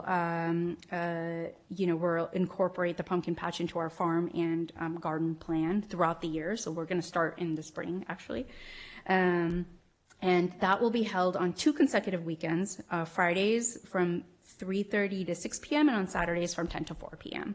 And the festival features will include a hay bale pyramid, cut out farmer and animal picture boards repurposed from Kids Day, pumpkin patch and painting, pumpkin bowling, animal petting, photo areas, pumpkin toss, things like that. So that's kind of the core programming we have planned, and then we'll pilot activities and programs as the community wants throughout the year. And I believe you all have the cost plan for this. Yep. Thank you. Thank you. I'll check with Mr. Obid. So does that conclude our presentation? Do we have anything else? Mr. DiMatteo, anything tonight? I think Dustin had just a brief overview. Yeah, otherwise that'll be the end of it, and then we'll be concluding. I'm shocked she left you anything, but we'll see. It's great, isn't it? It's great, yes. Well, thank you. Good evening, Mayor, Cotati council members. If you don't mind pulling up the presentation, we'll try to keep it fluid. I know you guys have a lot to cover tonight, yep. So, and we've been around for a little bit, so here we go. Next slide, please. There we go. So my name is Dustin DiMatteo. I'm extremely fortunate to have been a Cotati resident for about 3 years over off Olaf Street. That's actually how I learned about the property. The rec parks manager, Ashley Wilson, said, hey, we have an RFP coming out. If Farmster's still an opportunity for SSU alumni, you still want to do farming, you should check it out, apply. And we have been serving City of Cotati and its residents as a licensee since 2018. For several years, I've been involved with a variety of different projects, as you can see, related to conservation, restoration, community building, but really none have been as impactful or as inspiring as the work right across the street. It's truly a whole transformation. Next slide, please. So very quickly, our mission is to grow food and farm skills over at the ranch while sharing local resources with the Cotati community from our agricultural operations out there, which I'll talk to in a little bit. Both residents as well as ranch volunteers can benefit from some of those outputs. And over the last year, we're extremely proud to report one of our main strategic goals was to obtain a 501c3 standalone nonprofit status. We achieved that. What that means for those that don't know is essentially we can, by the end of this year, dissolve our fiscal sponsorship with MarinLink and be our own. As you can see with some of our strategic goals for next year, one of the big ones is to manage that standalone 501c3 with several, including myself, board of directors members. Additionally, we will be continuing to promote a monthly community program and increase marketing, so we can expect definitely an increase in attendance at these events that we do monthly over at the ranch. And then lastly, with a number of site projects over there nearing completion, we have considerable interest for a regular volunteer and internship program over there. So we look forward to exploring those partnerships with Rotary groups, senior gardening clubs, my alma mater, Sonoma State University students and alumni, as well as Cotati residents at large. Next slide, please. So pretty quickly, we're going to cover some of the larger accomplishments we had at the Veranda Floody Ranch, which is separate from our organizational strategic goals that we had. One of the main ones, as Aishwarya was mentioning, was it was a huge endeavor integrating and starting to collaborate and have different cooks in the kitchen out there with Sandy Loam, and it's been a tremendous success in my opinion and in our opinion. If you don't mind going to the next slide. One of the big concepts we had was this kids zone, and what you're looking at here was actually a brainchild from the Rotary, Roanoke Park, and Cotati group. They had a peace garden project over at the Burton Rec Center, and so they had some grant monies. We had an opportunity in the front to the right of the entrance at the ranch to kind of reimagine. It was just like a little grazing paddock, and so we had just this little pixelated diagram. We had some grant money, and then just tremendous creativity from Sandy Loam and their community. Next slide, please. To really instify it and transform it. This was before it was planted and the greenhouse was wrapped. So tomorrow with the sun in the sky, I encourage you to go check it out. You'll see plenty of annual, perennial, different types of vegetables, produce, pollinators.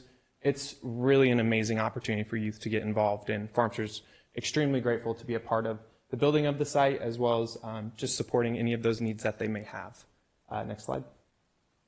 Additionally, when we first took up at the ranch and started to work a little bit more closely with the livestock over there, we had concepts of what a managed grazing plan looks like, and we don't have that much space over there. So what Farmster elected to do with city support was to pay for technical assistance with the Sonoma Resource Conservation District. That's the little insignia in the bottom left, and approach them with some of these ideas I had heard about in my landscaping experience.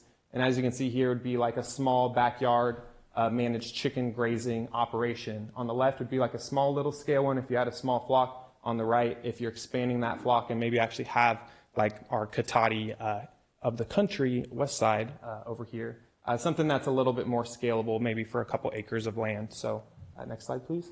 I approached them, Keith Abels and the whole RCD team, and wanted to put together a holistic managed plan, and they call them Land Smart plans. And there's all these different themes that you can do. Right off the top, he said, well, you got to make money out here, right? You want to do a viticulture plan. So I think we got enough wineries. One of the main assets we have out there is the livestock, right? And what do livestock do is they consume a lot and they poop a lot. And so I said, maybe we should look into a carbon farming plan where we're actually sinking and spreading those carbon-rich nutrients into the ground a little bit more, spreading the animals out on the land, and creating a carbon farm opportunity, therefore making the land more rich, biodiverse, and it opens up some of the other sustainable demonstration features that you see here. If you have a packet, you can read a few of them, like the Kids Zone before it was built out. We conceptualized that there. There have been some slight alterations, and we have taken feedback into what will be a revision of this, but this is kind of like a guiding light, and as Aishwarya mentioned, we want to, in these next phases of this partnership at the Veranda Floody Ranch, really make sure that we're serving our residents and those who volunteer at the ranch to the highest of our abilities. Next slide, please. One of the big ones that we got done was we got about, I want to say $13,000 from the Sonoma County Farm Bureau. It's one of the great funders out here. They offer this funding every quarter, which we qualified for, and we were able to obtain that money to get a 20 by 40 greenhouse, which we are deeming right in the heart, in the center of there, a living ecosystem aquaponics demonstrator. And the whole greenhouse we're calling the Sustainable Agriculture Greenhouse Environment. So we have the sage and we have the lead, and as you can see with a couple of those photos in there, we actually have a really fantastic state-of-the-art aquaponics system. So we have about 40 different types, not 40 different types, we have 40 fish of a few different types like koi, goldfish, shabunkin, just to the left of where that little aquaponics sign is. And as you can see, we have a lot of leafy greens that love to grow on the 2 hydroponic rafts in there.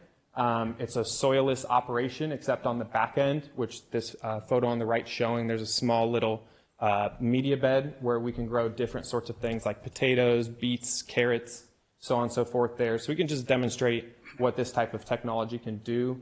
The hydroponic rafts really are best for just leafy greens, and we'll talk about some of the numbers, how many plants we grew, where did those plants go, so on and so forth. Next slide, please.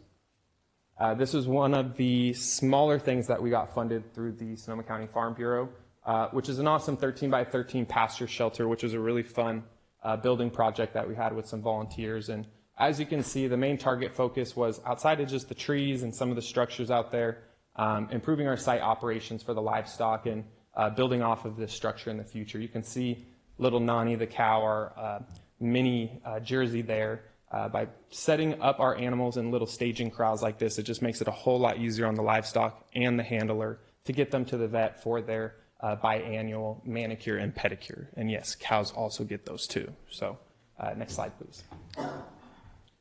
This is by the numbers more on the programming side. So, we had about 25 residents engaged, and these would be returners to the ranch. So we have our 2 programs per month. These were people that just wanted to get out there with their kids, just themselves, ask questions, continue to explore the different types of features we have out there.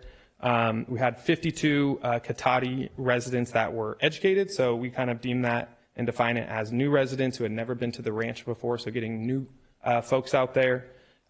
Combining both of those, we had about 77 folks in total across about 20 programs. We had some rainy days, which we were still out there because that's what you do at a work and farm. And so we kept the space open, but definitely a lower program year than we have had in prior years. And we'll talk about some of the things we're looking to do to improve on that.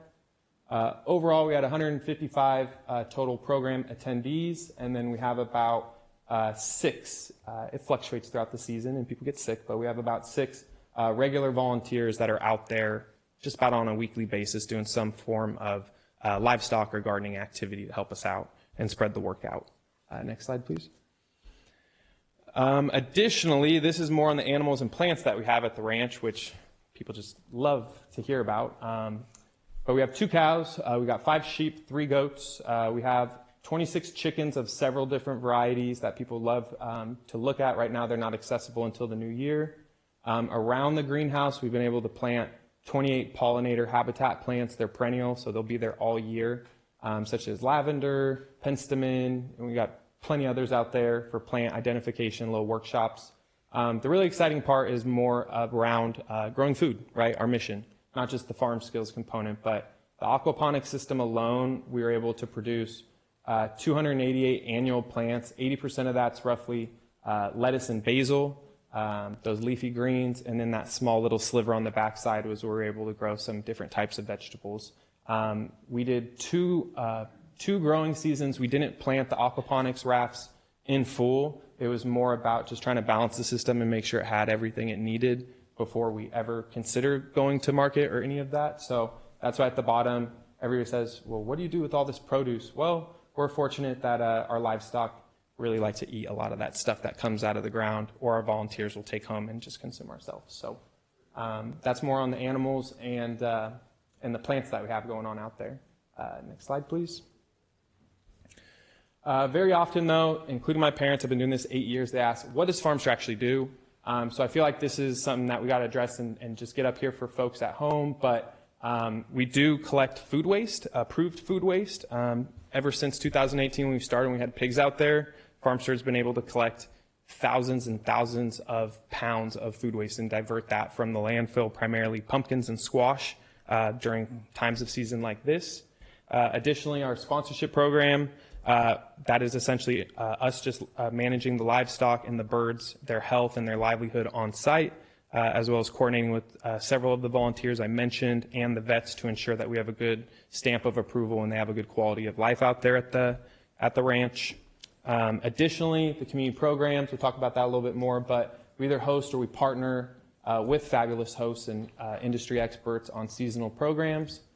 And then lastly, we love to collaborate with Cotati Historical Society whenever we have an opportunity to not just learn, but apply what we learn in our own programming for just historical preservation. People have tons of questions when they get out there that the sign doesn't cover, or they walk right by the sign. And so we kind of take that upon ourselves to share the history of not just Cotati, but the Veranda Fleddy Ranch too.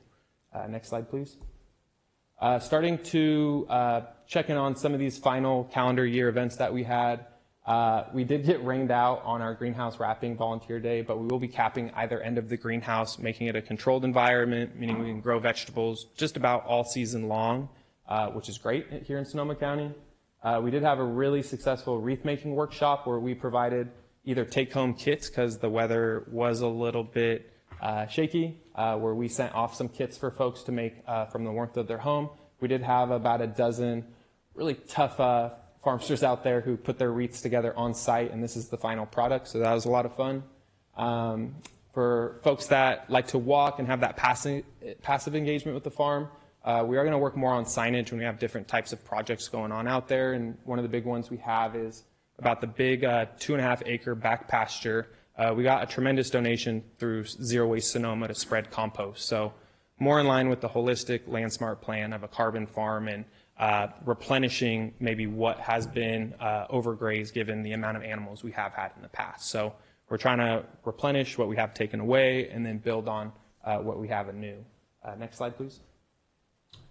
In the spring, like I was mentioning, we are looking to promote more quality of programs, not necessarily quantity. So we'll be scaling back from every first and third Saturday from 10 to 11 to every first Saturday of the month from 10 to 12.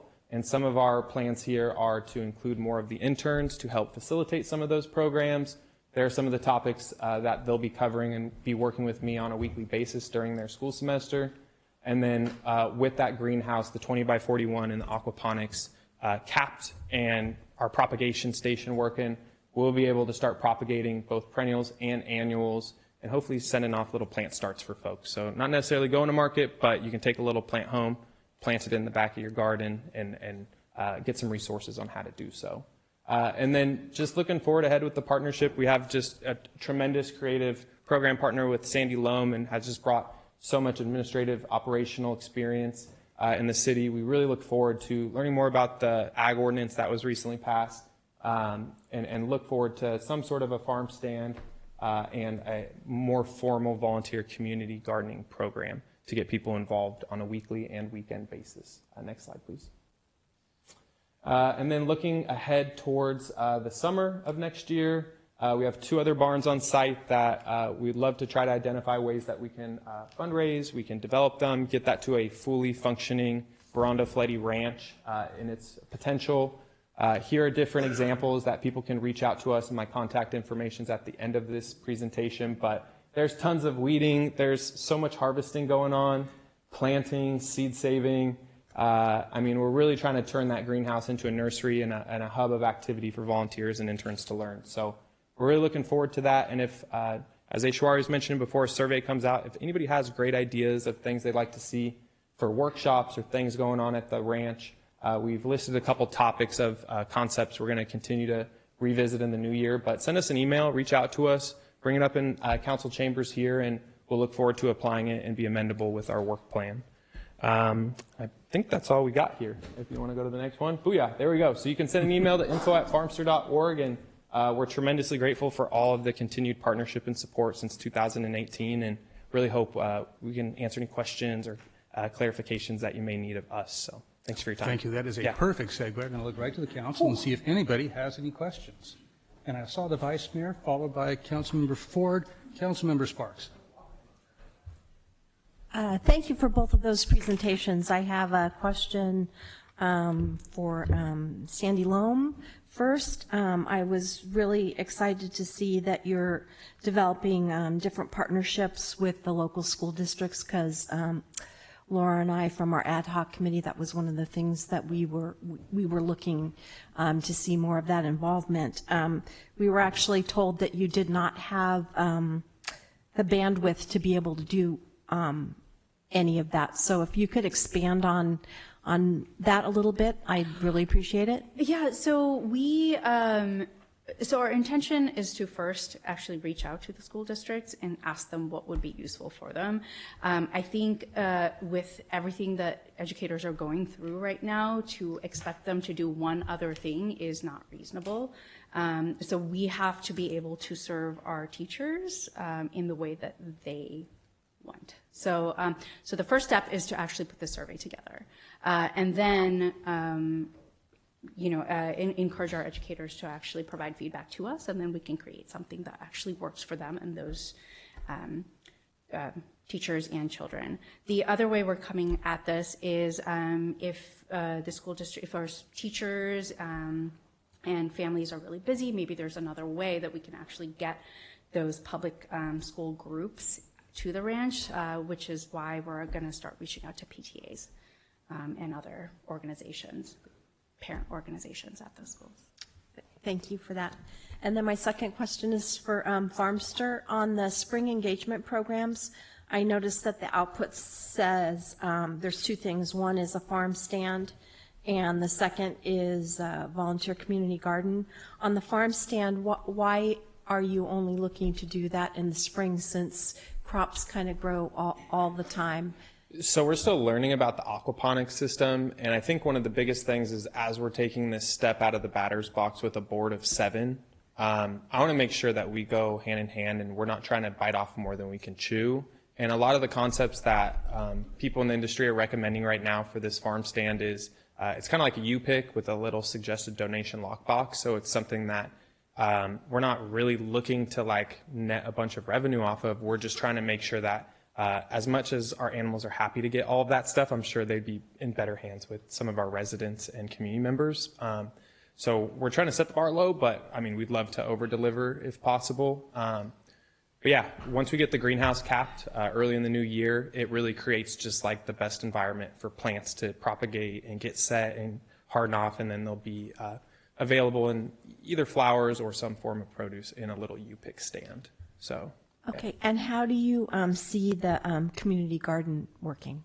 So right over here to the right on this, what is that, the south side of this 20 by 40 greenhouse, we're working on developing a kind of a rain-focused garden, and within there will be plenty of berry shrubs and dwarf fruit trees and things that will require attention, whether it's disease that we need to spray certain natural chemicals on to take care of, summer, winter pruning. We kind of had this split between the back pasture, which you need a representative from Sandy Loam or Farmster to kind of help guide you out there for safety reasons. You have this whole front side of the property that's community engagement, safe. We've got all of the pasture gates locked. So there's only so much space, and we want to be mindful of Sandy Loam and their programming that goes on during the week. So this little corner of the back side of the greenhouse really creates a nice little warm space for us to gather. Our volunteers work in a special area. If we have other things on the back pasture, we can access the gates. So that's what we're looking to do, is start small in a very horticulture-focused area. There's only so much you can do with animals on a daily basis. And then we would look to expand, like you saw in the larger Land Smart plan, some community volunteering work to build the row crops, plant, harvest, those sorts of things. So start small, but really try to develop it Our insurance one really allows us to have about 10 regular volunteers too on a weekly basis. So that's where we need to work with the city and Sandy Loam to make sure we're putting a program out there that isn't going to distract from their curriculum that they're doing with the kids, or when city staff are working hard over here, that we're not having too much fun over there that's drawing everybody's focus. So, yeah.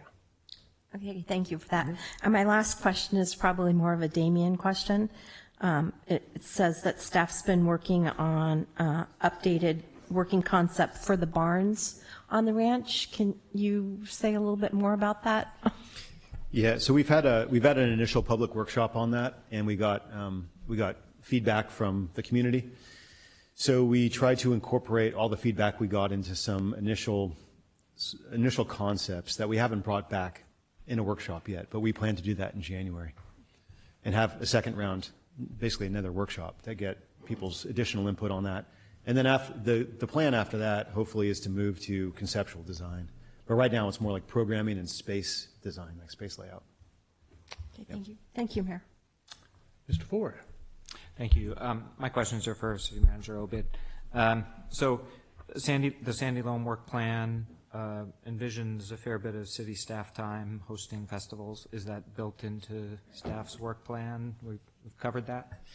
Yeah, we when these work plans were being put together, we were closely coordinating with Ashley Wilson, the rec department. Okay. Yeah. And so does all of the costs of these work plans count towards the city's match requirement for the grant? They do. And do you cost out the staff time as part of that? We do. Well? Okay, great. Thanks. And Councilmember Sparks. Thank you. My questions were already addressed. I do have several comments. Should I save that for after the? We're going to bring it right back, and I'll go to you first. How's that? And one more question. Thank you, Mayor Lyman. Ashwara, I wanted to ask you, over there at Sandy Loam, is that a licensed Montessori preschool? Sandy Loam is not. Rainbow Bridge Montessori and Bright Skies Montessori are independent of Sandy Loam. Sandy Loam is it's an educational organization that derives its curriculum from all different. Do you have full-time students there, preschool? No. We don't actually have a preschool license there. It's a school-age license. So when we provide summer camps and after-school enrichment programs, they're for school-age children, so kindergarten and above. Thank you. And then, Dustin, I had a question for you. I understand that you have recently been hired as the sustainability director for the city of Rohnert Park? Oh, we're not there yet. Just sustainability manager. Maybe in the future, Sustainability director. manager. Yeah. And that's a full-time position? Full-time position, yes. Do you anticipate that that might have a bearing on your involvement over here at Farmsters? Oh, absolutely. I mean, ever since this project started, it originally started as a volunteer endeavor. And so that was always something I took pride in, was balancing full-time job and income in Sonoma County to pay rent and stuff with Farmster. And ever since Cotati in 2018, I actually was super commuting to San Francisco every day and managing the ranch then. And so now that I'm a little bit more local, I actually do have more time. But this is exactly why we're putting a board together. Part of the board's duties will be to evaluate and really define a succession plan for the executive director as well. So I'm trying to look into the future and develop the board hand in hand, slow and steady as we go this year. But in the future, we might develop a succession plan and look towards maybe one of these Sonoma State alumni that are interning or getting involved to take up an opportunity such as this. But yeah, I'm very busy. Thank you. Yeah, no problem. It sounds like it. All right, I have a very simple question, and it's probably a Dustin question, but whoever would like to speak to it. First of all, I do have to say I think I'm very disappointed on behalf of RJ the Rooster. I think he's going to be brokenhearted that you guys have gone to saying the Gopher is the new mascot. But I think anybody that lives in Cotati knows our Gophers are pretty impressive, so I can understand it. I wanted to ask you about the herd, the chickens, the goats, and particularly the calf and the mom. Is there any plans in the near or relatively near term to see that group grow a little bit, or anything to do in terms of increasing their visibility? And I ask that because I remember pre-pandemic, that was probably one of the most well-beloved attractions, I think, was that herd. Going through the life cycle, watching them, watching the new animals come in, watching them go. My wife and I would walk in this area. Anytime we came down for a walk on the side of town, there would be people all over watching and enjoying that. So in addition to the benefit of the numerous classes and educational facilities you put forward, you also had that going. So I just wanted to see if there's any focus on that, perhaps. Yeah, so it's funny you ask that. The number one question people ask when they come out to the ranch is, where are the pigs? The second question that they ask is, are there more animals coming in the future? And at least for what we have now, I mean, it's within our work plan. The herd we've got is the herd we've got. I do have the expertise to, if we wanted to plan some sort of like an offspring program and cater some of that programming, it leads to a lot of additional factors like, happy pregnancies where you get a lot of babies at once. If we were to ever explore something like that, I think it would really need to come in hand, with, once again, what the residents want, but then also some of the barn development. In the future, we look forward to presenting some cool concepts that residents can provide feedback on. And the longer chicken brooder house, there might be opportunities for either visiting fun-looking animals, or potentially breeding out some of the ones that we have. We do have some very special ones, especially the cows. The Nani over there is a mini dwarf cow, and so she's also bred with an A1, A2 gene, so people who are lactose intolerant can drink the milk as well. So that cow is very promising, we'll just say. It carries a lot of potential. So right now we're underserving the potential, but that's okay because our hands are full. But we'd be open to it. It just bears a different type of responsibility, and that's why I want to get a board on the table and really I'm just govern. glad to hear it's on your radar, because I just remember, your success is important to all of us, I think, in this community, and nothing makes that happen better than the community being able to enjoy it even more. And I think it was real clear to any of us who live in the neighborhood or walked it, that's a big attraction. So, Oh, yeah. So I'm glad to hear that. Thank you. Yeah. All right. Any more questions from the council? If not, we're going to go to public comment on this, and I think I will start this one with our local people. So who'd like to speak? I see a hand in back. I can't quite see the face, so I'm going to invite you up.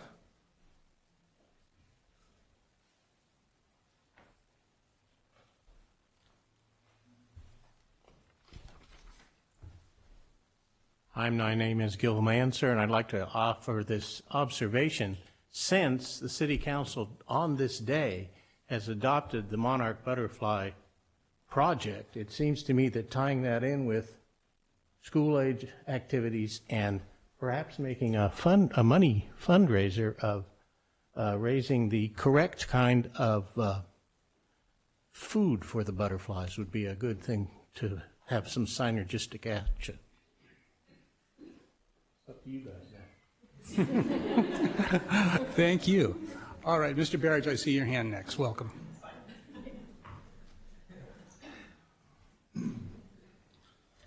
Council, I've been watching this project for many years now, and I can honestly say there is no farm in this county or in Northern California that resembles anything like this. This is a money pit. We were promised a for-profit farm project. We were promised one public workshop on this project. The workshop filled this room, hosted by Mr. Deloso and Mrs. Harvey. We had a lively discussion. Mr. Lamon, you may have been there, I don't remember. We couldn't come into an agreement on anything. It was so divisive, there was so much disagreement. Mr. Deloso promised, look, folks, we got to bring this back. We got to bring this back. It was never brought back. A year later, I'm sitting in this room, farmsters here, other representatives are here, coming forward with bids to do the project. I couldn't believe it. I got up and spoke and said, we haven't decided on anything yet. We don't even know what there's nothing in the budget about it or anything. But the fact is, it was Prue Draper, our longtime town historian, who had said to us that her plan and her wish before her death was to move the Historical Society from down this hallway over to the farmhouse across the street.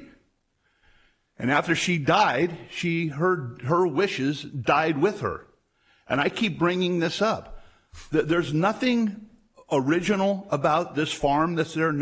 There's nothing original about the fencing. There's nothing that even resembles an historical farm in Cotati that we were promised that got all of our appetites wet about this project.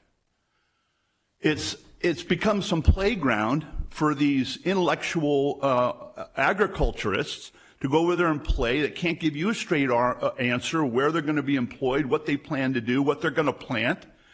The fact is, this is a disaster. We were promised, and Mrs. Harvey, you promised us, we were going to have that second workshop, and we've been let down in a series of promises that are broken to the public. The public should have been involved in shaping this, designing this, because had we gone through all these steps, this piece of property that was prime property for affordable housing might be on the track for affordable housing. That property could have been an extension for City Hall, because this building is so old, it's not earthquake retrofit, and it's dangerous to be in this room as far as a lot of people are concerned. But the fact is, that property across the street had a lot of potential. We're down this track now. It's out of control, and I think you need to explain this to the public. Thank you, Mr. Barrich. Anybody else like to speak in the room? I'm looking around. I'm not seeing any hands. Let's go to our remote viewers, please. Thank you, Mayor Landman. Speaking to our Zoom attendees, if you'd like to make a public comment, please use the raise hand icon. Leslie Gibson, please go ahead. Hi, I am here speaking on behalf of my friends at the ranch. My son has been very fortunate to participate in the preschool programs provided by the ranch, as well as the open ranch days, and I am now City Council famous as my picture is featured in the wreath making activity that we just had, which we thoroughly enjoyed. And I can't speak enough to how wonderful this program at the ranch has been for my child and myself. The things that he has learned at such a young age that has carried with him the couple of years that he has been able to participate are things that he's now sharing at his elementary school with his classmates, and things that he tells me. I've learned a lot from him that he has learned from the ranch and the programs that are provided there. And I think it's such a critical opportunity that we have on this property to be able to educate our youth at such a young age of the importance of agriculture and climate science and all of the things that are going to help us into the next generation. And it's going to start with our youth. And I think it's really important that we have these programs available and that we continue to expand them and grow them, because the fact of the matter is the youth is our future. And if we're not investing in our youth and the next generation, then there's not going to be anything left for anybody. And so I really appreciate what Farmster and what Sandy Loam is doing here, and look forward to seeing many more opportunities that the ranch will have for my family and everyone else.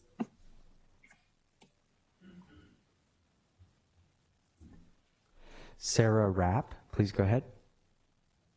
Hi, can you hear me? Yes, we can. Okay, great. I'm Sarah Rapp, and I'm bringing two perspectives. My main perspective that I'm here with today is I'm the mom of a 9-year-old son who goes to the after school enrichment on Tuesdays. And the other perspective I bring is I'm a longtime educator and educational researcher. So I'm in the mom hat and the educator hat. And I just want to say thank you so much for the gift that Sandy Loam is to the community and to my family. It is such an amazing program.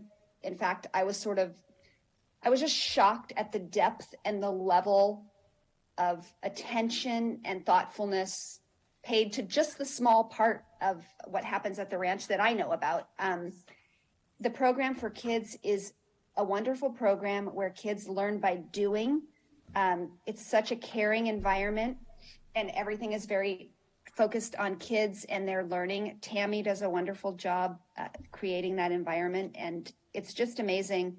I asked Haven what his favorite activity would be, and it's hard to choose, but he said he has enjoyed feeding the goats. And I would say that we also enjoyed, he brought home this activity where he tasted 7 different kinds of apples and rated them, and we've kind of carried that on in our family. And I would also say that, like, he's made peach jam. He's just done so many wonderful and inspiring things at the ranch after school on Tuesdays. I was also shocked that it was so affordable and so accessible to all families. That is very rare when it comes to childcare and a program like this. So that was very much a pleasant surprise.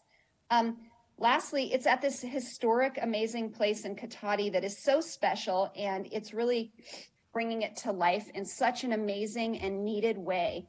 And that has been a pleasure to see that space given the love that it deserves and just blossoming.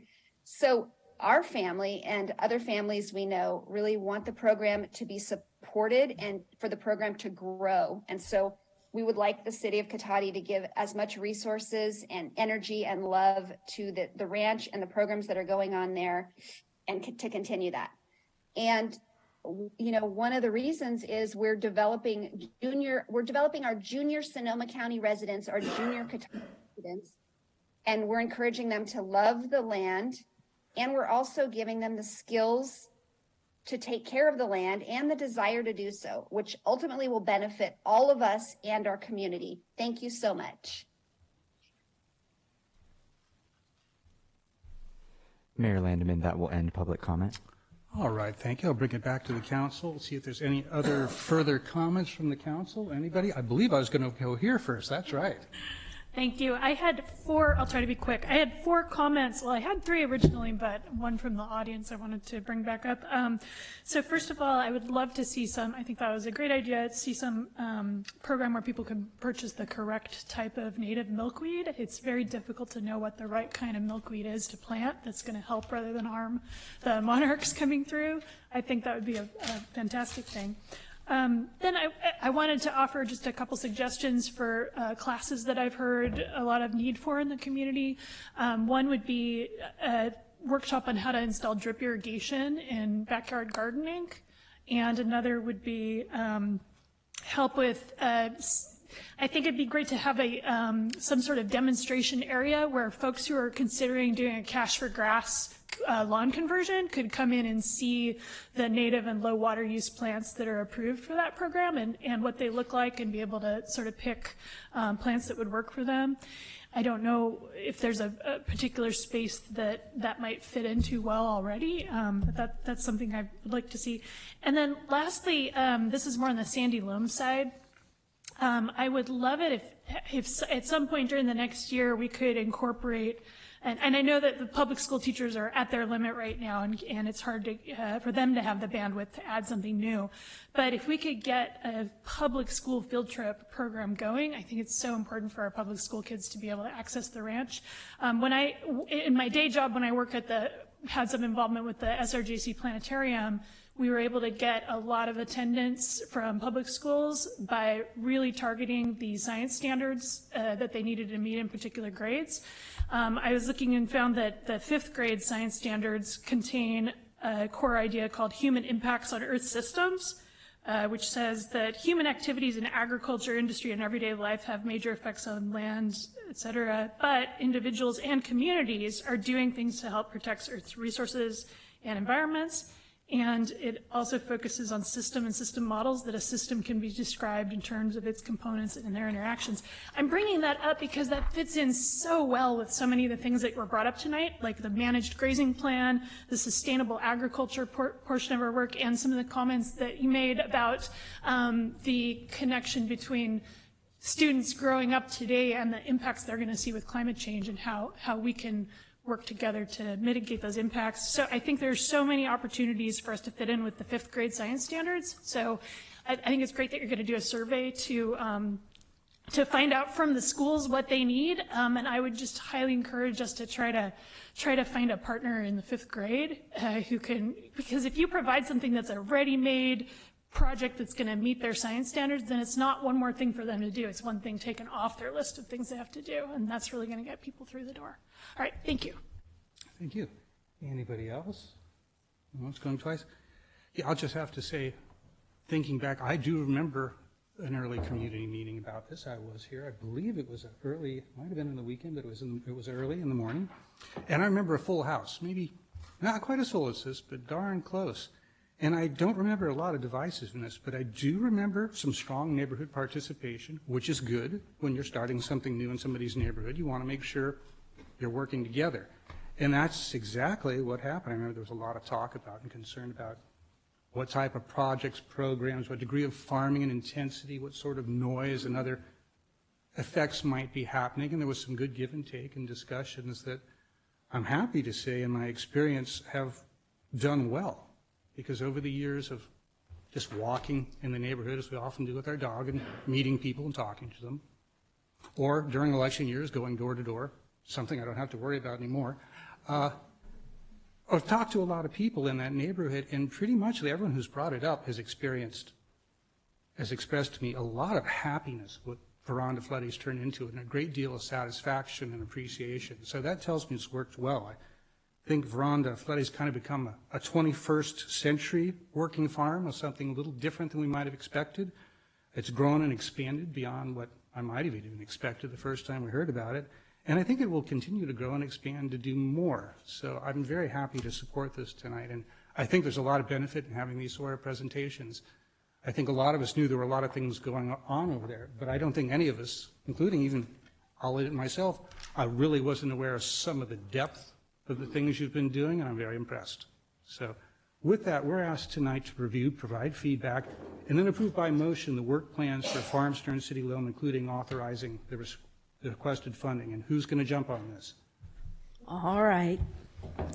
So I think we've provided the feedback, and I would like to move that we approve the work plans for Farmster and Sandy Loam, including authorizing the requested funding to implement the work plans. All right. I'm going to look for a second here. I'll second Just that. a heck of it. I'm going to look right over here to you guys. Come on. No? All right. You're too slow. Councilmember Ford gets the second. I'm going to ask if we can have a vote, please. All in favor of supporting this, please say aye. Aye. Any in opposition? And of course, any abstentions? Seeing none, congratulations and wishing you good luck for a good 2023 for all of you and for all of us in the community with Veranda Flooding. Thank you. So that completes 12A of our regular agenda. So now, as discussed, we're going to jump to item 13, which is our city manager's report. So I'll ask City Manager Damien Obid to take it away. Yes, thank you, Mayor, members of the council. So I'll just have a fairly brief one tonight, I promise.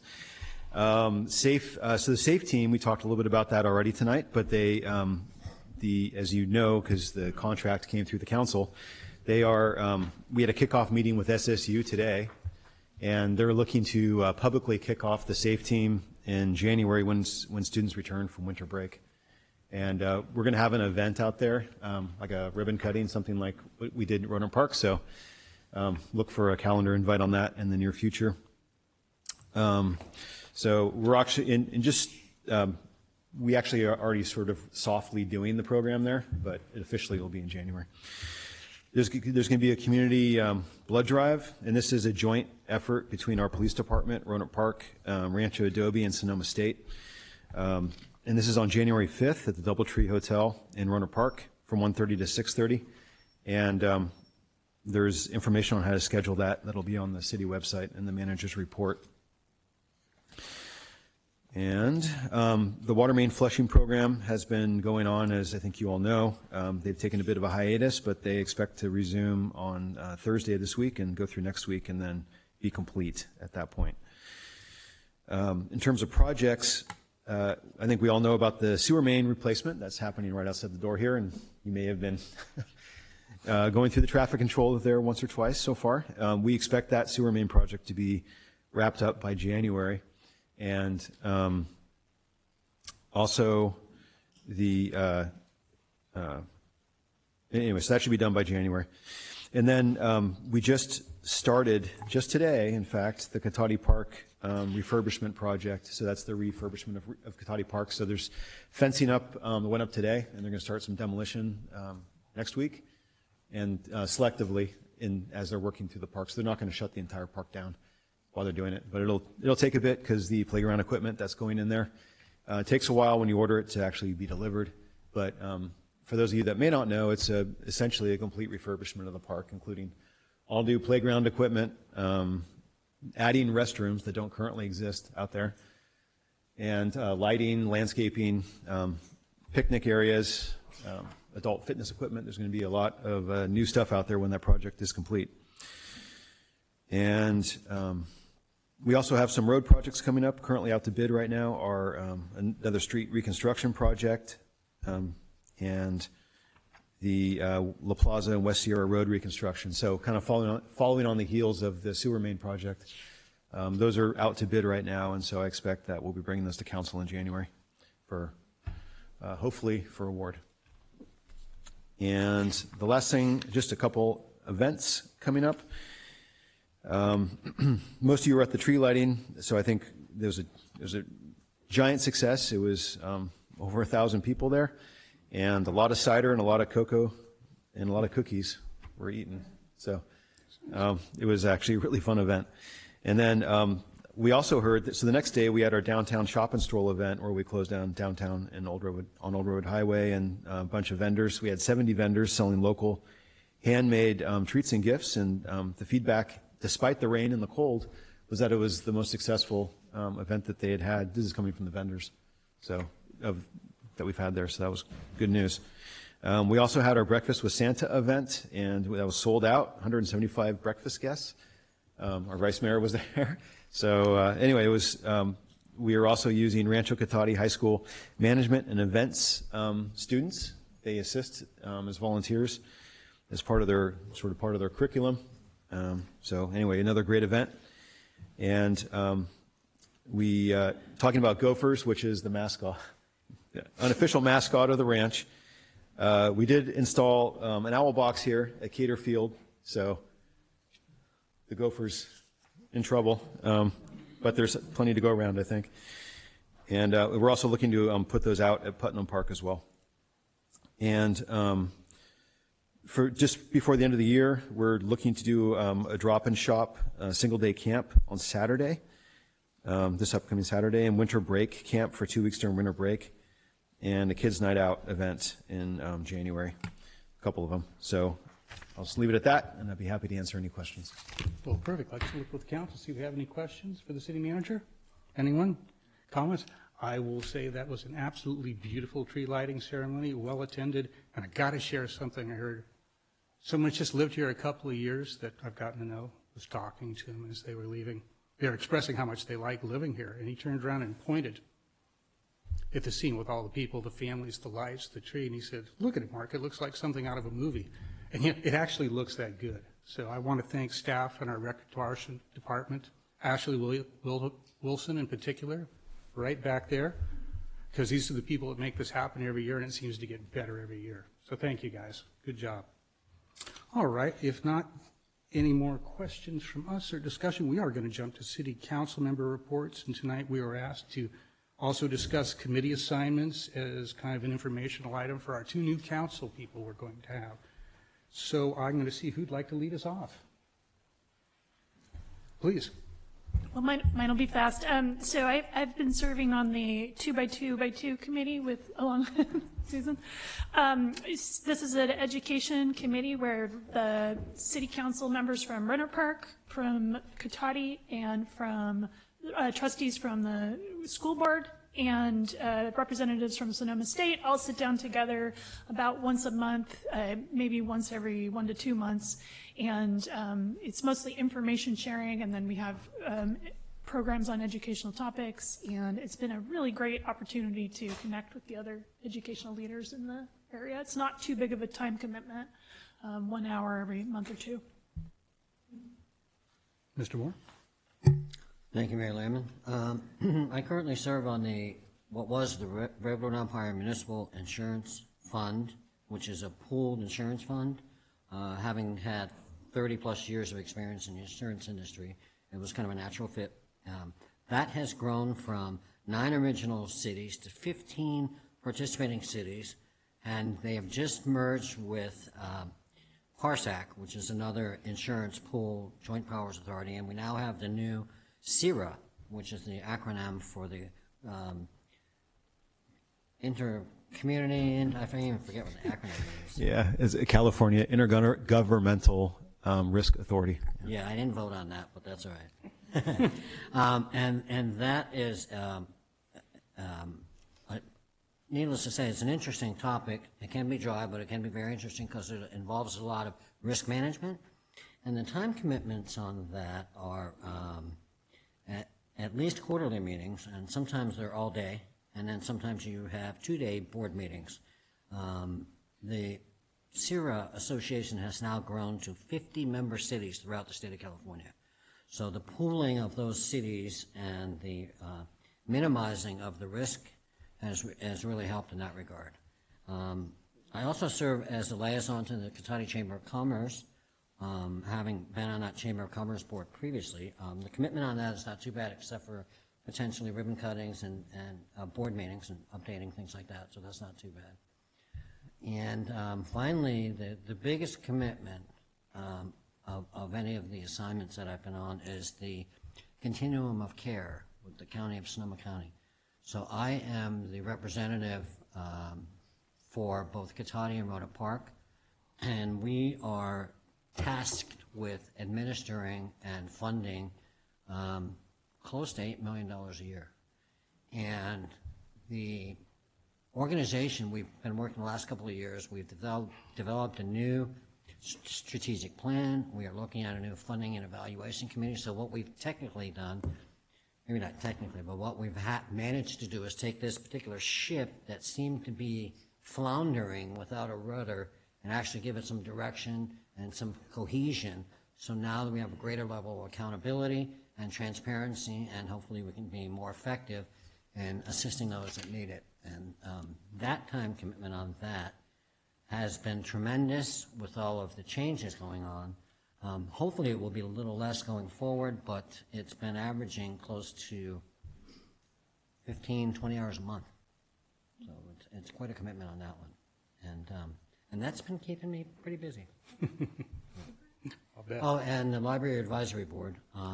And so we have a seat on the Library Advisory Board for the Rhoda Park Cotati Library. And that is a monthly meeting. It's typically less than an hour or so. And then we'll bring back information on some of the programs that they're participating in. All right, and look to this side, see if you'd like to lead us off. Well, I'll go ahead. Mine will be shorter than Vice Mayor Harvey's. So I serve as Cotati's board member on the Russian River Watershed Association, which is a coalition of many of the jurisdictions within the Russian River Watershed.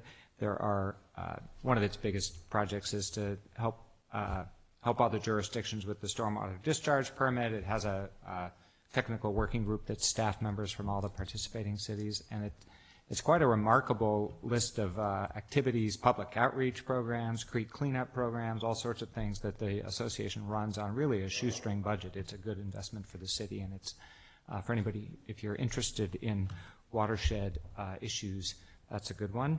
I also, I'm not as a city representative, but as the Mayors and Council Members Association, I'm a city representative on the county's Measure O Oversight Committee. Measure O was a referendum last year that supports mental health services in the county, and this group is the body that's responsible for ensuring that expenses are in line with what the voters approved for that money. So that's a quarterly 3-hour meeting. The Russian River Watershed Association is also a quarterly Thursday morning meeting. I think that's it. Vice Mayor Harvey. Okay, well, first I'd like to give my reports, because I do have some reports. As was stated, I did go to the tree lighting and the shop and stroll, and my grandsons love the Santa breakfast. I also attended, there was a Groundwater Sustainability Agency consolidation meeting.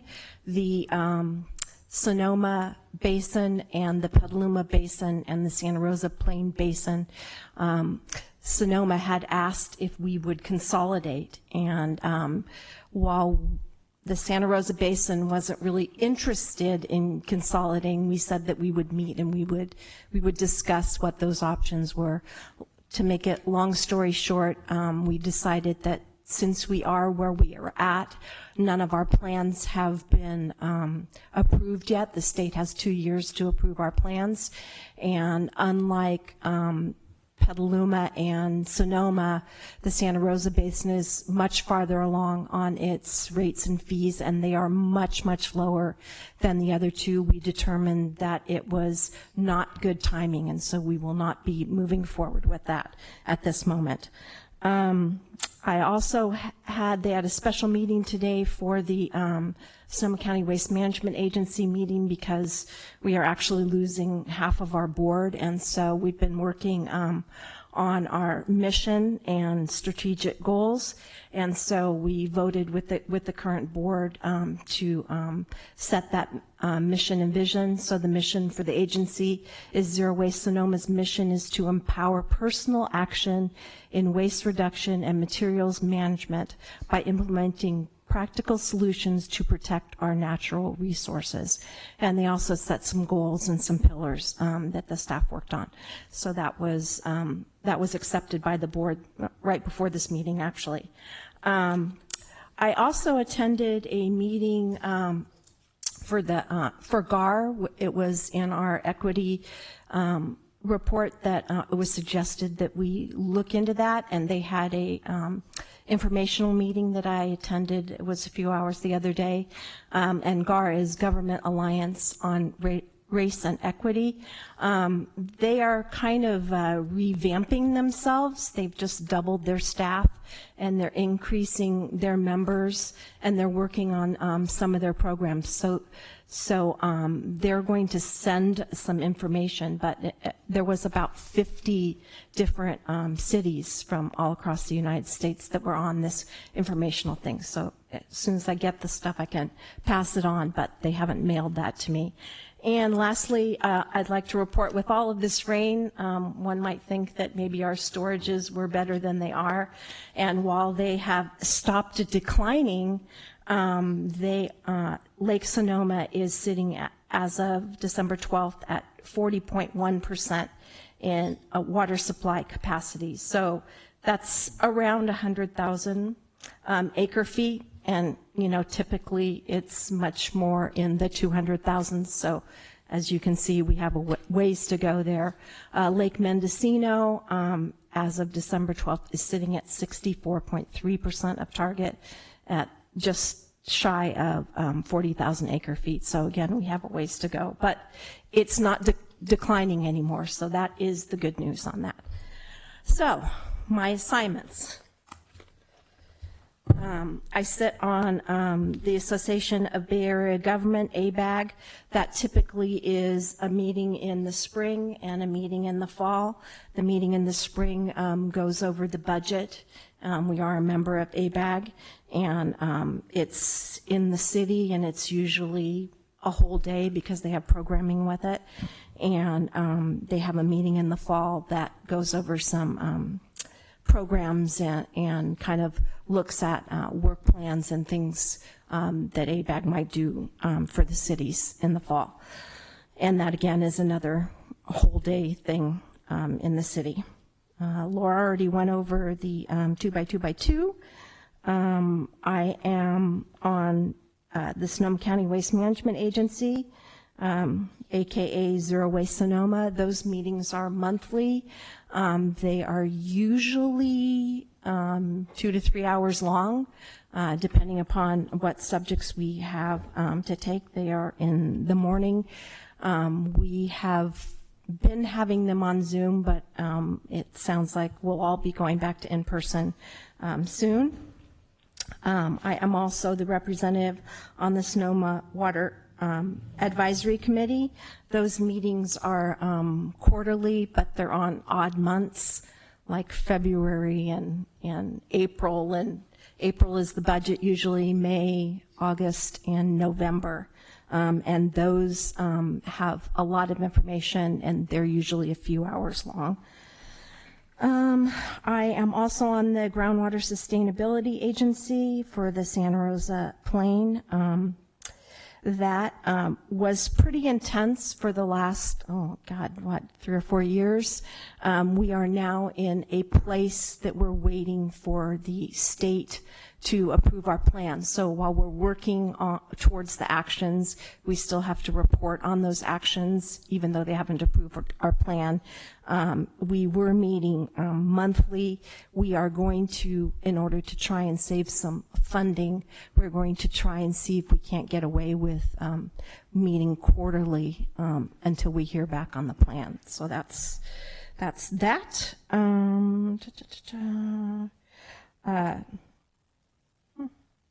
The Mayors and Council Members Association appointments, I am on the League of California Cities North Bay Executive Board. I'm just the prior president on that, and so I still sit on the board. And we meet monthly on that, and then there are typically quarterly meetings with all the city representatives from all of the North Bay counties. The meetings on that are usually about an hour long every month. And I think that's all I have. That's a lot to do. Thank you.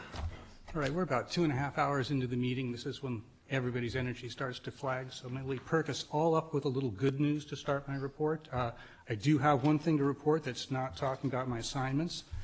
And it's the type of good news we can all use after we get our Christmas bills in. Sonoma Clean Power rates this year will be 5% below PG&E. Back to our more normal historical rate of being decently below them. And this is due to the power market being a seller's market right now, and it means that the PCIA, a power charge and difference adjustment that's used to really add a lot of cost to every Sonoma Clean Power customer's bills, they won't be able to leverage that this year because PG&E can simply sell these older power contracts at profit right now, actually. So that's a good thing for us. We get a year or two like that, and we'll see what the future brings. So let's jump into assignments. Sonoma County Mayors and Council Members Legislative Committee. So these meet, Ms. Alderman, you're going to have an opportunity in just a few minutes at public comment and non-action items, so I'm going to ask you to put your hand. No, not right now. You'll have the chance. No, Ms. Alderman, you're disrupting the meeting. This is not the time for you to speak, and you don't have the right to interrupt it for points of order. You don't have a right for a lot of things. Mr. Attorney, I'll ask you to clarify that for me. Does she have the right to interrupt the meeting? You're disrupting the meeting. No, it's I'm disruptive. It's not your time to speak. The mayor just asked you to sit down. You are disrupting the meeting presently. I'm not. I'm being Ms. Alderman, you're disrupting the meeting. I'm going to ask you nicely, please sit down. Your microphone is off. We have people here waiting to hear numerous items that they are all waiting for. We have business that has to be conducted. I want you to understand that. Now, please sit down. That's your second warning. Don't make me do a third one. All right, back to business. Where were we? Yes, Mayors and Council Members Legislative Assignment. So these meetings run anywhere from an hour and a half to over 2 hours, and they're generally monthly, although not every single month. Prep time will be individual, but it's important legislation or for important legislation. You'll probably want to do some time researching on your own if you have this assignment, because the provided descriptions are not really deep dives, and in some issues it's good to dig a little more. You'll work with other council members and mayors from all 9 municipalities, and no supervisors. This is cities only. This meeting is somewhat different as it's facilitated by a representative from Cal Cities, used to be known as the League of Cities, Nancy Hall Bennett, and Cal Cities picks up the cost of that. And she acts in a manner analogous to the city manager here, providing packets, assessments of various new legislation, and flagging legislation to support or oppose. And members, of course, on this committee may flag legislation to support or oppose as well. Quite often, the committee looks at and usually supports Cal Cities in issues that impact local control or funding, something that's always of importance to cities. I will state that passing items on this particular group requires an almost unanimous vote, as 2 nays can quash a vote. So it takes a bit of working together to get to agreement on that, but it generally happens. Along with discussing legislation, you'll have staff present from our local legislature's office at every meeting, and they'll give you updates on that's being worked on in Sacramento, and they're able to answer questions and also provide opinions or help you parse anything that's going on in Sacramento, which is a big help. And I would say that ideally members, if you can, it's good to have some established working relationships, but with people in other cities, other city council members, but you can build these there, I think, in this assignment too. Or ideally have some time as an alternate, that's good too. Slightly bigger one, SETA RCPA, which is the Sonoma County Transit Authority and the Regional Climate Protection Authority. These are both combined into one organization. I think most of you probably know that. These are long meetings. They always run darn near 3 hours. You never get a short meeting there, I guarantee it. They're generally monthly. Prep time can anywhere from 5 hours, and on really extreme cases, especially if you're new and going through every single thing in the packet, you could probably do almost 15 hours. Active participants there may from time to time participate in ad hocs, which could add a little extra time too. You work with other council members and mayors from all 9 cities, and you also have county supervisors, as they have 3 voting seats, so there will be 3 supervisors there. The meeting is staffed by Executive Director Suzanne Smith and her staff, and they provide the large packets with a lot to digest. There's a large amount of new terminology with both transit and environmental related concepts. I think most of us do better with the environmental related concepts because we've heard a lot of it. Some of the transit stuff will take some time to get comfortable with. I'll just say that SETA is absolutely crucial. This is the place where we come as a county to agree on how we're going to share revenue from Measure DD, MTC, and all our other grant sources. While much of this is generally established, there are some lanes. As I was told when I started almost a decade ago, any representative has to be continually looking out, number one, for the interests of this city, and number 2, for the interests really of all the cities combined.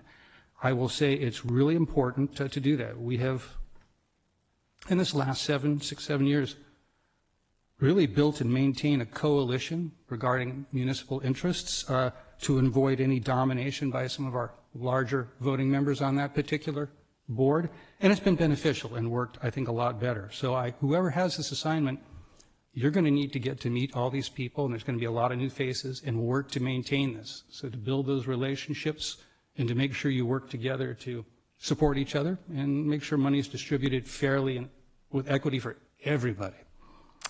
RCPA, the Regional Climate Protection Authority, it's interesting, it's not really an authority per se. It can't force the county or the city to do its bidding by any vote. But what it is powerful at, it is a central organization that can bring forward environmental issues to try and get countywide agreement. And if you get a thumbs up from the board at RCPA, that's a representative from every city and the board of supervisors, 3 of them actually there. So then you can use that to bring back these things to individual cities in the county to push for adoption. So it's a good place for that.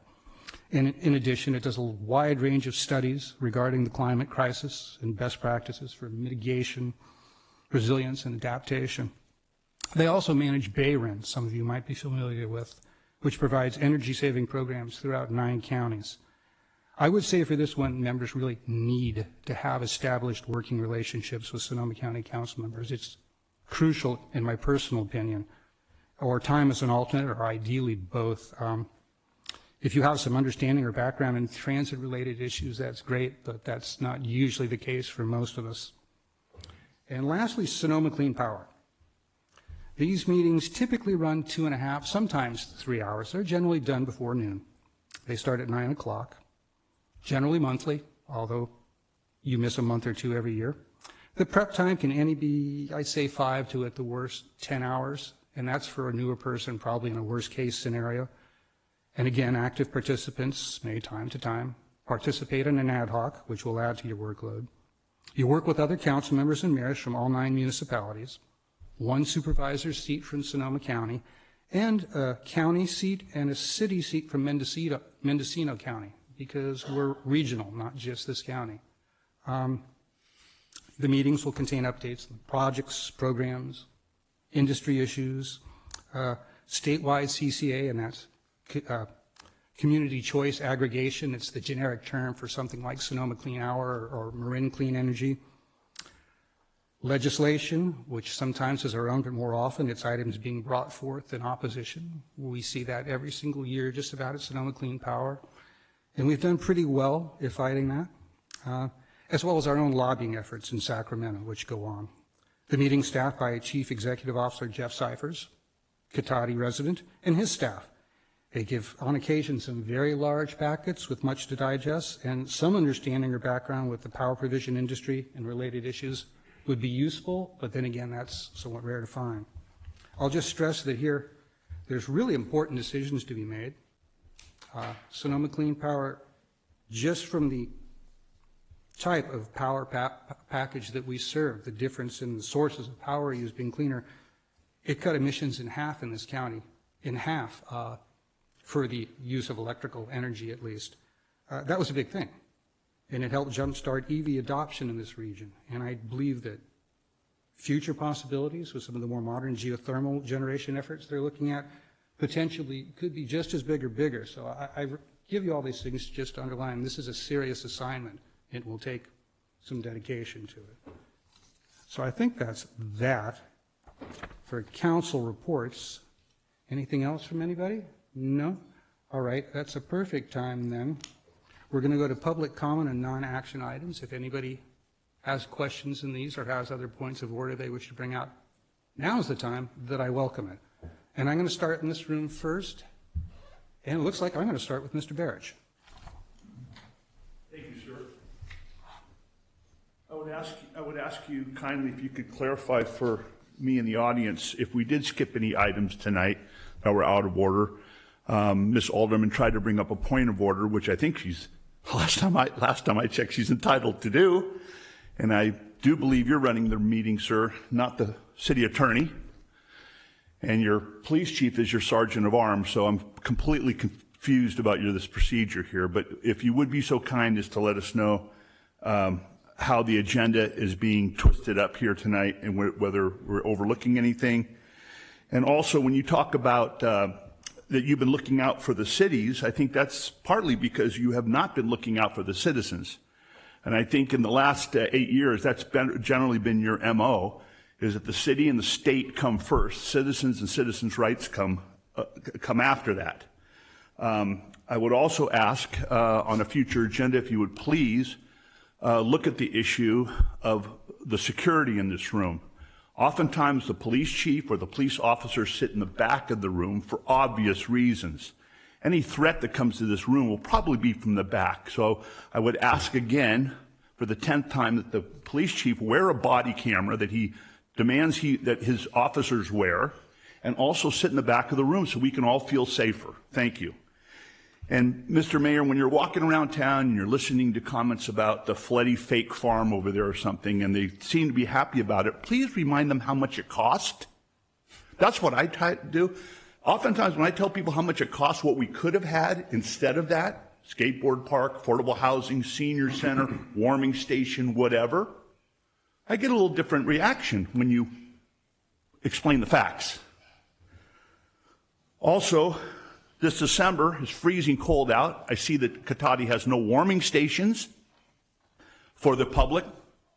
We've made all these attendees here stay tonight unfairly. They did not have to stay here for all of this. The duty lays with the city manager and the mayor to put this agenda together to make it easy for the people in the room to put those issues up first and leave a lot of this other nonsensical stuff towards the end. Thank you. And thank you. All right, anybody else in the room who would like to speak on non-action agenda items? So that would be anything we didn't take public comment on before or anything we just talked about assignments. Questions, comments, going once, twice? All right, I'm going to go to our remote viewers, please. Thank you, Mayor Landman. Speaking to our Zoom attendees, if you'd like to make a public comment, please use the raise hand icon.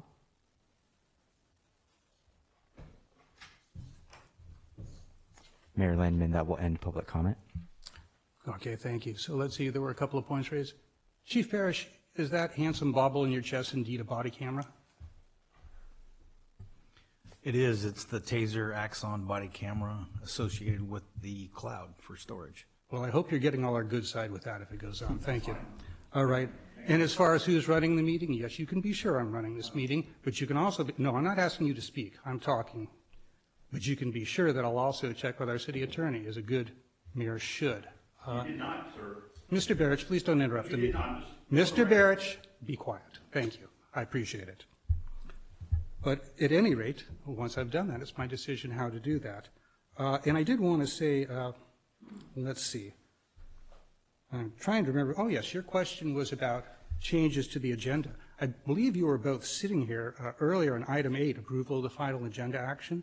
I know many other members of the community might remember this. I'm seeing them nodding heads where we talked about moving items 13 through 16 up to after 12A. Can I see a show of hands? How many people remember that? Thank you. Just ask for clarification, sir. That's all I did. Well, you got it. Thank you. And please stop talking. Thank you. Yeah, nice. All right, let's get back to work here. So we've completed comment on non-action items. This takes us to any information received after the agenda was posted, Mr. Abid. No, nothing that hasn't already been posted. All right, so that completes that. This brings us back then to regular agenda item B. And this is a recognition of outgoing council members. I believe we do have I've heard something about council members leaving and new ones coming in, something like that. I see there seems to be some interest here tonight in that, I think. So let's begin with that first. I believe we have a recommendation that we adopt a resolution recognizing outgoing council members. So I'll ask for the staff report on that. Thank you, Mayor. So I'll make this brief, but as you did point out, this is the last meeting for you and Councilmember Moore. Actually, the last item, almost the last item of the last meeting.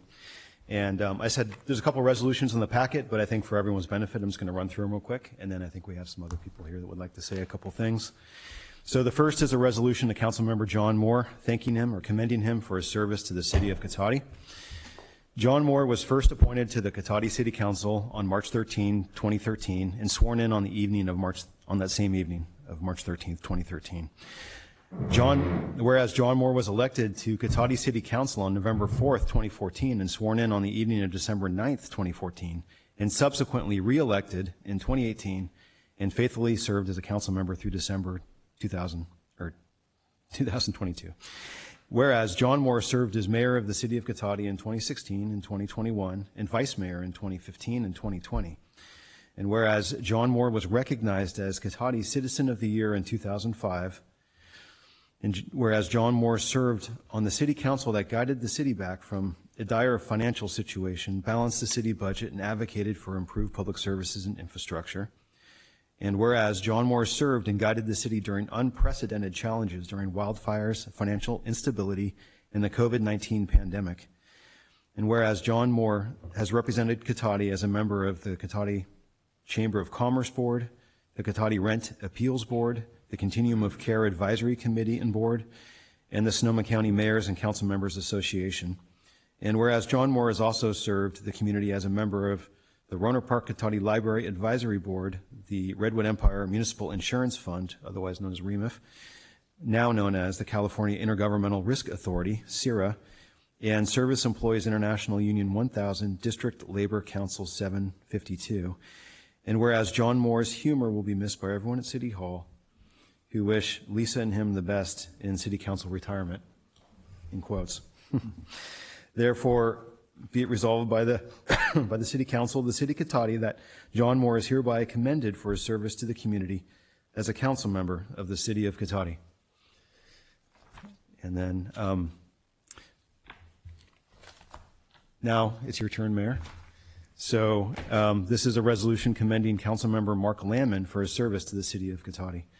Whereas Mark Lamman was first appointed to the Cotati City Council and sworn in on the evening of November 18, 2009, and whereas Mark Lamman was elected to the Cotati City Council in 2010 and subsequently re-elected in 2014 and 2018, and faithfully served as a council member through December 2022. And whereas Mark Lamman served as mayor of the City of Cotati in 2013, 2018, and 2022, and vice mayor in 2017 and 2021. And whereas Mark Lamman was named Cotati Citizen of the Year in 2015. Whereas Mark Lamman served on the City Council, also served on the City Council that guided the city back from the dire financial situation, helped balance the city budget, and advocated for improved public services and infrastructure. And whereas Mark Landman served and guided the city during unprecedented challenges during the wildfires, financial instability, and the COVID-19 pandemic. It's been an exciting decade. And whereas Mark Landman has represented Cotati as a member of the Sonoma County Transportation Authority, the Russian River Watershed Association, Sonoma County Legislative Committee, Regional Climate Protection Authority, LAFCO, and the Remote Access Network Board. And whereas Mark Landman has also served the community as a founding board member of Sonoma Clean Power and a key contributor negotiating the Joint Powers Authority that formed that agency. And whereas Mark Landman's wit and wisdom will be greatly missed by everyone at City Hall, who wish Jan and him also the best in City Council retirement. Therefore, be it resolved by the City Council of the City of Cotati that Mark Landman is hereby commended for his service to the community as a council member of the City of Cotati. And those are the two resolutions, but we're not done yet, so hang on, guys. I'll just start with a comment that I received from, this is actually from Jeff Cyphers, who is the Executive Director of Sonoma Clean Power. And unfortunately, due to some family issues, he wasn't able to make it in person, so he apologizes for that, but he did want me to read this to the council. Dear Cotati City Council members, I am writing to share my appreciation for Mayor Landman's 9 years of service on the Sonoma Clean Power Board of Directors. I'm sorry that family matters made it necessary for me to say these things in a letter instead of coming to thank Mr. Landman in person. Back in 2013, Mr. Landman joined the Sonoma Clean Power Board, and after just a few months took the role of vice chair, signing our first contract to build 70,000 kilowatts of new solar power, a staggering achievement for this new agency. Mr. Landman served as chair of Sonoma Clean Power in 2015 and was instrumental in expanding our mission to include the transition to electric vehicles. Under his tenure, Sonoma Clean Power negotiated large discounts on electric vehicles for our customers, started the free home vehicle charging program, and installed hundreds of public charging stations. Mr. Landman helped Sonoma Clean Power expand service to Mendocino County in 2017 and also aided with expansion of Sonoma Clean Power's mission, again following the 2017 wildfires, to include aiding customers with rebuilding their homes. Mr. Landman chaired Sonoma Clean Power again in 2019, presiding over the design and construction of Sonoma Clean Power's Advanced Energy Center, which is that new location in downtown Santa Rosa on 4th Street, which opened to the public in 2021. The center has again expanded our mission to aid customers with upgrading their home appliances to clean electric, water heating, space heating, and advanced cooking. During these years of championing Sonoma Clean Power's evergreen 24/7 local renewable power, Mr. Landman regularly reminded us to share our financial savings with customers through lower rates whenever that was possible, and most recently voted last month to ensure customers will save at least 5% of their total electric charges by February of next year. I'm honored to have worked with Mr. Landman these 9 years and grateful for his service to our region. Sincerely, Jeff Cyphers. And we also have, I think, a couple people online. If you could bring them up, Kevin. So we have Amy Northam from CIRA with us tonight. Hi, my name is Amy Northam, and I am the Deputy General Manager for CIRA. And I've worked with Councilmember Moore both under REMIF and CIRA. Thank you for inviting me to speak tonight. Councilmember Moore has many gifts and talents. He has served as a REMIF board member since 2014 and has been a CIRA board member since its inception. He also served on the CIRA Safety Committee, providing valuable input and direction on a fledgling committee. He has contributed a lot to REMIF and CIRA over the years.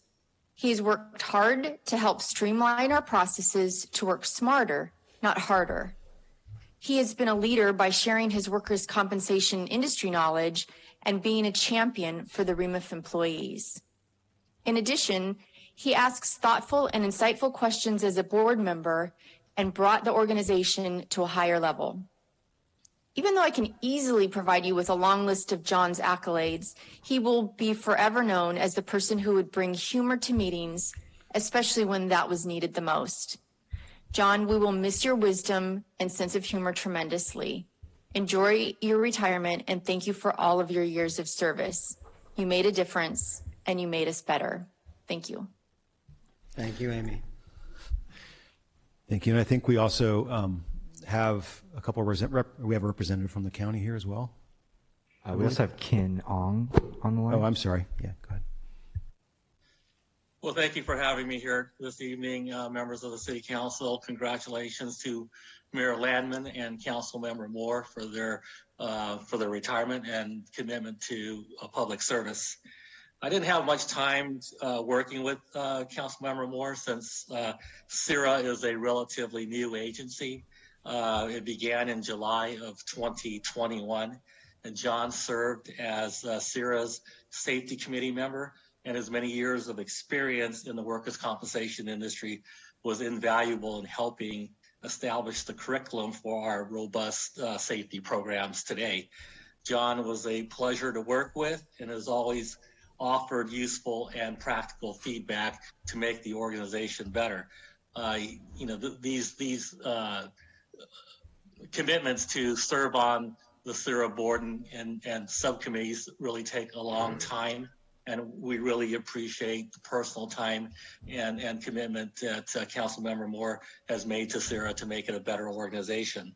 I got to know John a little bit better on a personal level when we had dinner last September at a risk management conference. He's very passionate about things that are very important to him. And on behalf of the CIRA board, Councilmember Moore, I'd like to thank you for your service to CIRA and wish you all the best in retirement. Thank you so much.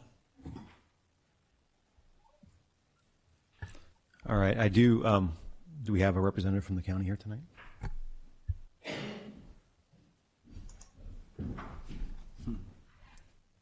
Good evening, Mayor, members of the council. My name is Andrea Kraut, and I'm here on behalf of Supervisor Rabbit, who unfortunately couldn't make it because of an injury, but he sends his best regards, and he wanted me to deliver these gold resolutions on behalf of the Board of Supervisors, commending you on your outstanding public service to the community of Cotati. I just want to say something that Supervisor Rabbit and I spoke about earlier today that he wanted me to convey to you both. It takes a tremendous amount of courage to throw your hat into the ring and run for public office.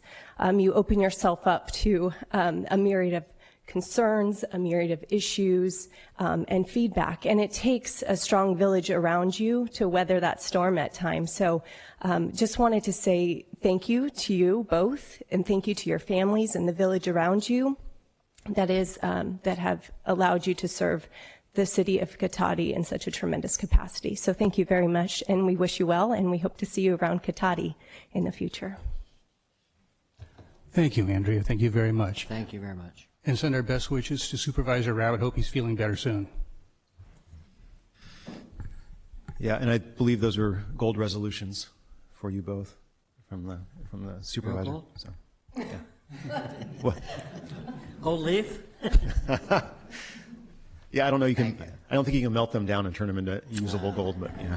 Oh, how nice. How very nice. No, thank you so much. Yeah. Our thanks to Supervisor Rabbit and actually all of the Board of Supervisors. We've had some good times, we've had some rough times, but boy, we've had some interesting times together over the years, and some very good things have happened actually when we've worked together, and I'll always remember those very much. So thank you again for that. Yeah, and I'll just add on a personal level, it's been a pleasure working with you both, and both on a professional and personal level. And I'll really miss you guys, and I hope I see you around after you step down from council. Yeah, we have a project next to John's house, so I'm sure I'll still be hearing from him. But absolutely. Yeah. You didn't time that right. All right. Well, thank you for that. So I doubt if there's any questions from the board at the moment. Before we go into comments, though, what I'd like to do is it open up to public comment, then we'll bring it back. I'm sure if the board has any comments, we can do them then. I know myself, and I'm sure my colleague, Mr. Moore, will have something to say at the end of that point in time. So I'm going to go to public comment and open that, and I will start with our remote viewers first. No? So we got that done already. How efficient. And I will open it to anybody in the room who would like to comment on this particular agenda item. Going once, twice. Ms. Lemus, welcome. Hello, I just wanted to say thank you to Councilmember Moore and Councilmember Landman for your service. Thank you. I've met with both of you, and I just appreciate all the work that you've done. You know, a lot of years, I think 20-something years for Councilman Landman. 20 years or 19 years? It looks like it about, but I was trying to do the math. But actually, it's 13. 13 years. Be careful. Okay. This is what city life will do to you. Okay. So I just appreciate both of you and all the work that you've done. And I know that there's some big shoes to fill, but I'm happy to be here, and thank you for your service. All right. Mr. Barish.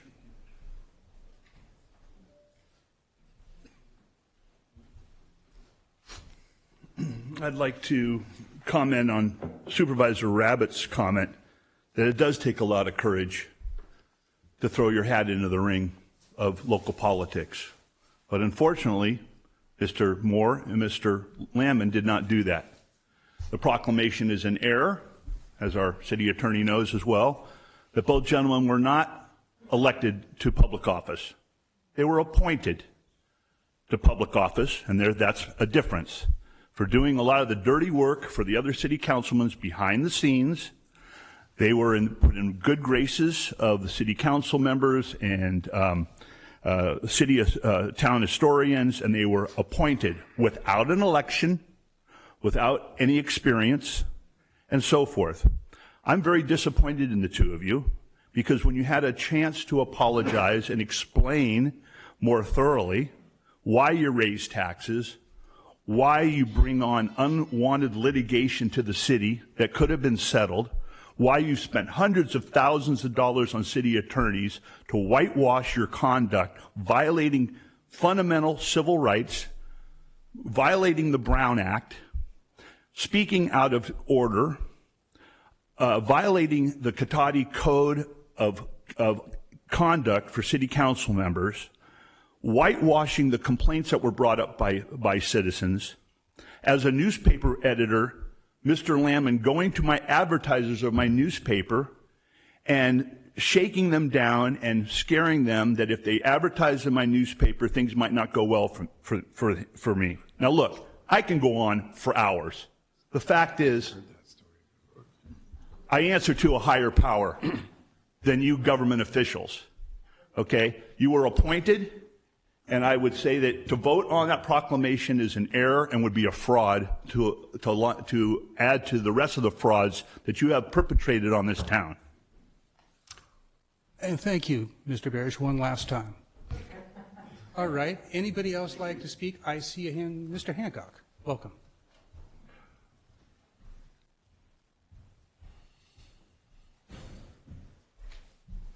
Yes, good evening. Neil Hancock. As one of the villagers, I'd very much like to thank Congressman Mr. Moore and Mr. Landman. Perhaps your next phase in going through there, and really appreciated the way that you've been able to present the business of the city and the county. I really appreciate that you've actually been forthcoming and given some insight as to the processes that are going on around. Appreciate that Mr. Landman has done some stuff with the Russian River watershed many years ago of getting I think it was all the prescription medicines, a place for them to be collected. And of course, if that had got back into the water systems, it really provided pollution down the river. So I appreciate that for what Mr. Landman did. And appreciate John Moore's always had a position of, well, so what about those people speaking from the floor? Let's, what have they got to say, and, what's the answer to them? So thank you for both of you. Thank you. All right, I'm going to look one more time in the audience. I do see one hand there. Jenny Blaker, hello.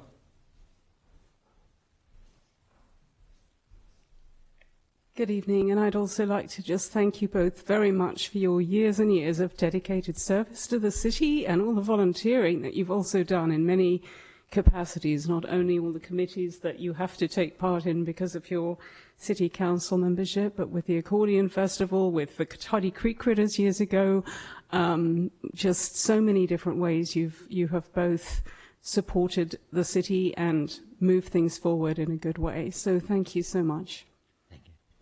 Thank you. All right, one more time here. All right, well, that will conclude public comment. We have nobody online, so we'll bring it back here. Let's see. So now it's time for discussion and then a motion. So I will open into discussion. I see a hand. You got beat this time. That's fine. Councilmember Ford. I'll wait.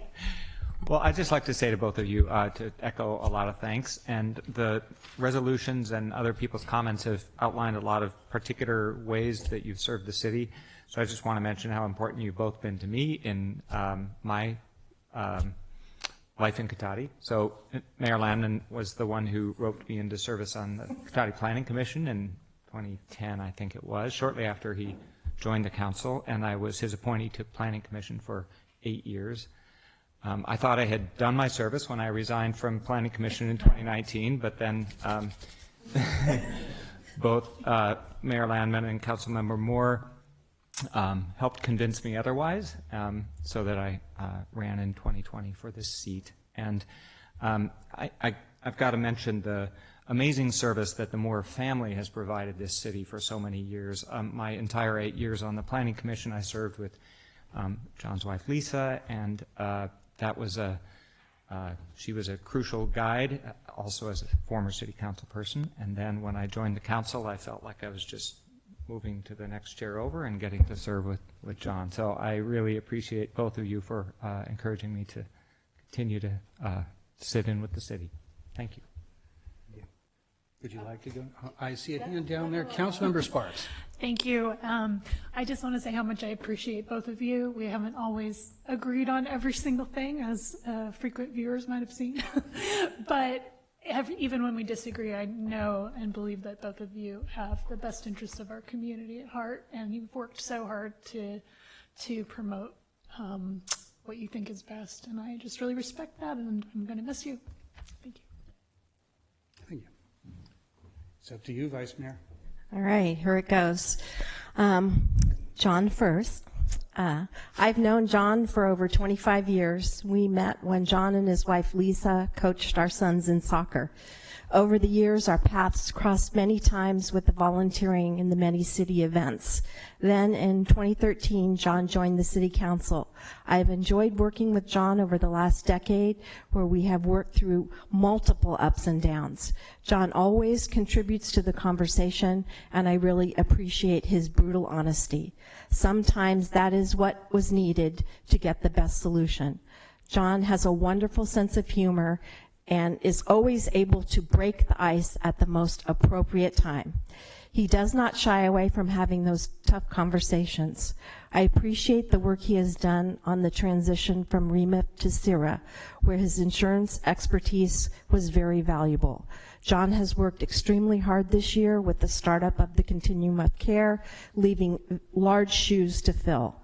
Although I will miss working with him, I am sure that I will see him again volunteering in the community. I wish him and his family well in the next chapter of his life. Thank you, Susan. You're welcome. Now your turn, Mark. Well, Mark and I met when I was running for election in 2009. We kept running into one another on the campaign trail as he worked on a recall election. As events would happen, Mark was appointed to the council a week before I was elected. So Mark and I started our journey together as new council members some 13 years ago. Together we bonded as we learned about our duties as council members. We worked through some tough times with the recession in our early years, having to reduce staff and wages.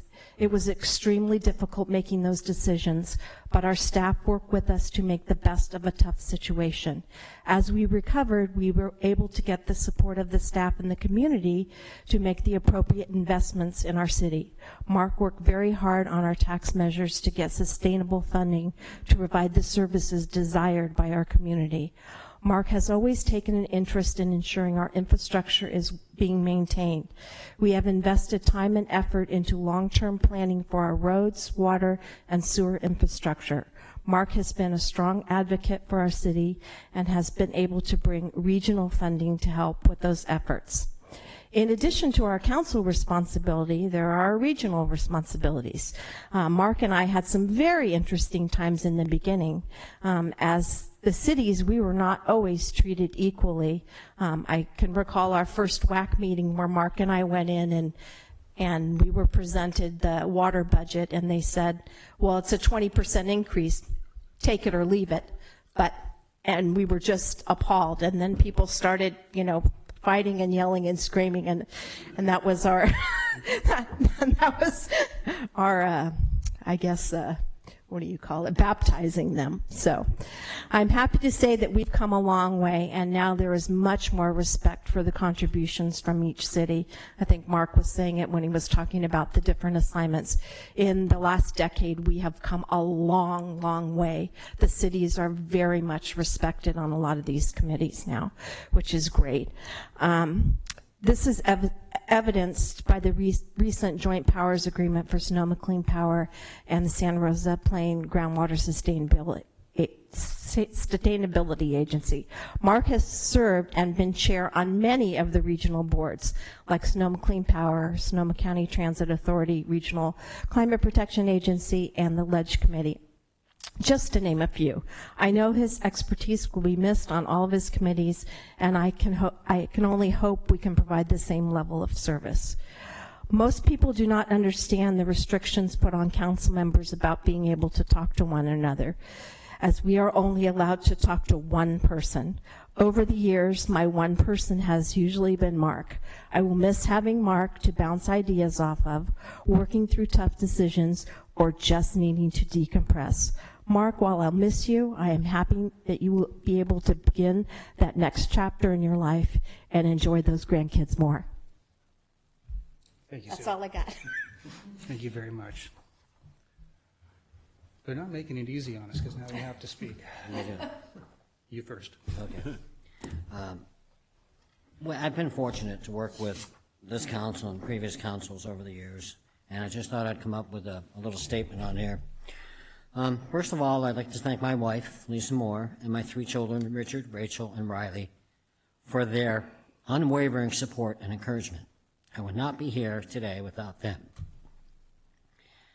When previous council member Gilardi stepped down from the council, I was appointed to replace her in March of 2013. Since then, I ran for and was elected by the citizens of Cotati for 2 additional terms. I must thank the citizens and have been honored and humbled by their support. I truly believe the city is in a much better place over the last several years as a result of the faith placed in the council by our community. As you know, the council is a 5-member body entrusted to keep Cotati a thriving, independent city. Having served with previous and current council members, I can honestly say I truly believe that every action we've taken over the years was done with the ultimate objective of what we felt was best for the whole community. Speaking of the best, we've got the best here in Cotati. We have an excellent city manager in Damian Obid. This is evident when you consider the size of our staff and the amount that they achieve given some limited resources at times. Our Public Works Department is second to none. Our administrative finance department speaks for themselves, as evidenced with our financial awards. The city manager's department is a testament to diligent work. The community development department has been tasked with redoing and redoing multiple projects with nary a complaint.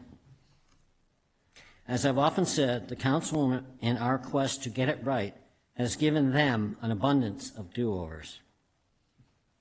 Our recently reestablished recreation department is a shining star in the community.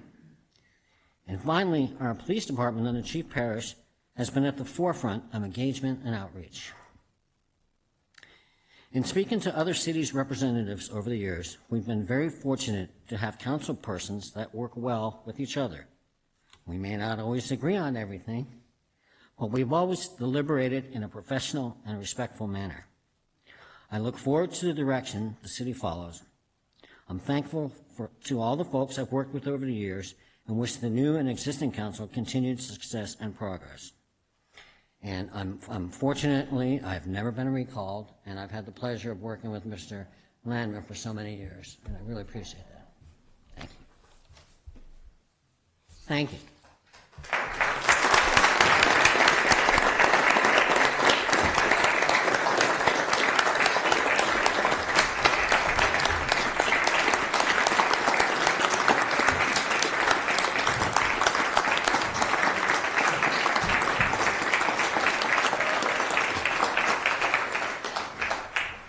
I just wanted to make sure you were thoroughly embarrassed before I sat down, that's all. Okay. Well, as John often says, I'm not short when it comes to speaking, and I don't intend to disappoint tonight. I'd like to spend a few minutes just talking about how I got here, where we were at, and what we faced, the actions we had to take, where we finally got to, and follow that with a lot of thanks to a lot of people that made that happen. A story I don't know, even many of you know this, but I will share it. I think Jan might be the only one in the room that knows this. Back in late summer, early fall, sometime in 2009, one of those times at City Hall, we were back in the Community Development Department. It was a daytime, things kind of sunny. I don't remember if we came on separate things or we were together, something to do with the recall, but we were there. And I was watching as others were talking. I was kind of standing looking around at the building, in the hallway, I believe. I had this unusual, really, really different, but very pleasant feeling of familiarity and connection with the place. It was kind of, I noticed, well, that's odd. I guess it's a charming old building, right? Little did I know within a few months that my life would change dramatically and I would indeed be part of City Hall. 13 years ago, right in this very room on November 18th, in a room about this crowded, if not more crowded, we're standing to the walls. I and numerous others participated in the selection process. And at the end of a long evening, I was, very unexpectedly, to both myself and my wife Jan, a new council member. It was indeed a challenging time. We had to move past a necessary, but rather unpleasant recall. And we were going into a very significant downturn. I'm sure many of you remember. Cotati had long kept its expenses as low as possible, but the result was that we had little to no financial reserves, and we had myriad problems from deferred maintenance everywhere, a false economy from keeping all costs down, perhaps. We very quickly had staff reductions of about a third, about 27% of our police department, elimination of our entire recreation department, and about 60%, I think, roughly, of the planning and building staff. And the few left took voluntarily 14 and 15% pay cuts. As you can imagine, there were severe reductions in all the services we provide to you. Park maintenance, road maintenance, everything was cut dramatically. And we were sitting here in a place actually seriously considering what it could mean to cease to exist as an incorporated city and to instead be part of the county or Roanoke Park. And we were just working our way out of that, thanks to, again, help from you, the public, through Measure A, when then the state came in and permanently took away all of our redevelopment dollars. Another financial hit, about as bad as the downturn, only problem is this one was, as it turned out, permanent. Jerry Brown was not forgiving. He did not give those back. I'll just say, without going through the litany of woe, you can imagine it was an interesting decade. And it has taken years of work, building support with all of you, the community, through providing quality municipal services, to get to this, what I feel is a really good place that the next council will inherit, and I'm so glad to see it.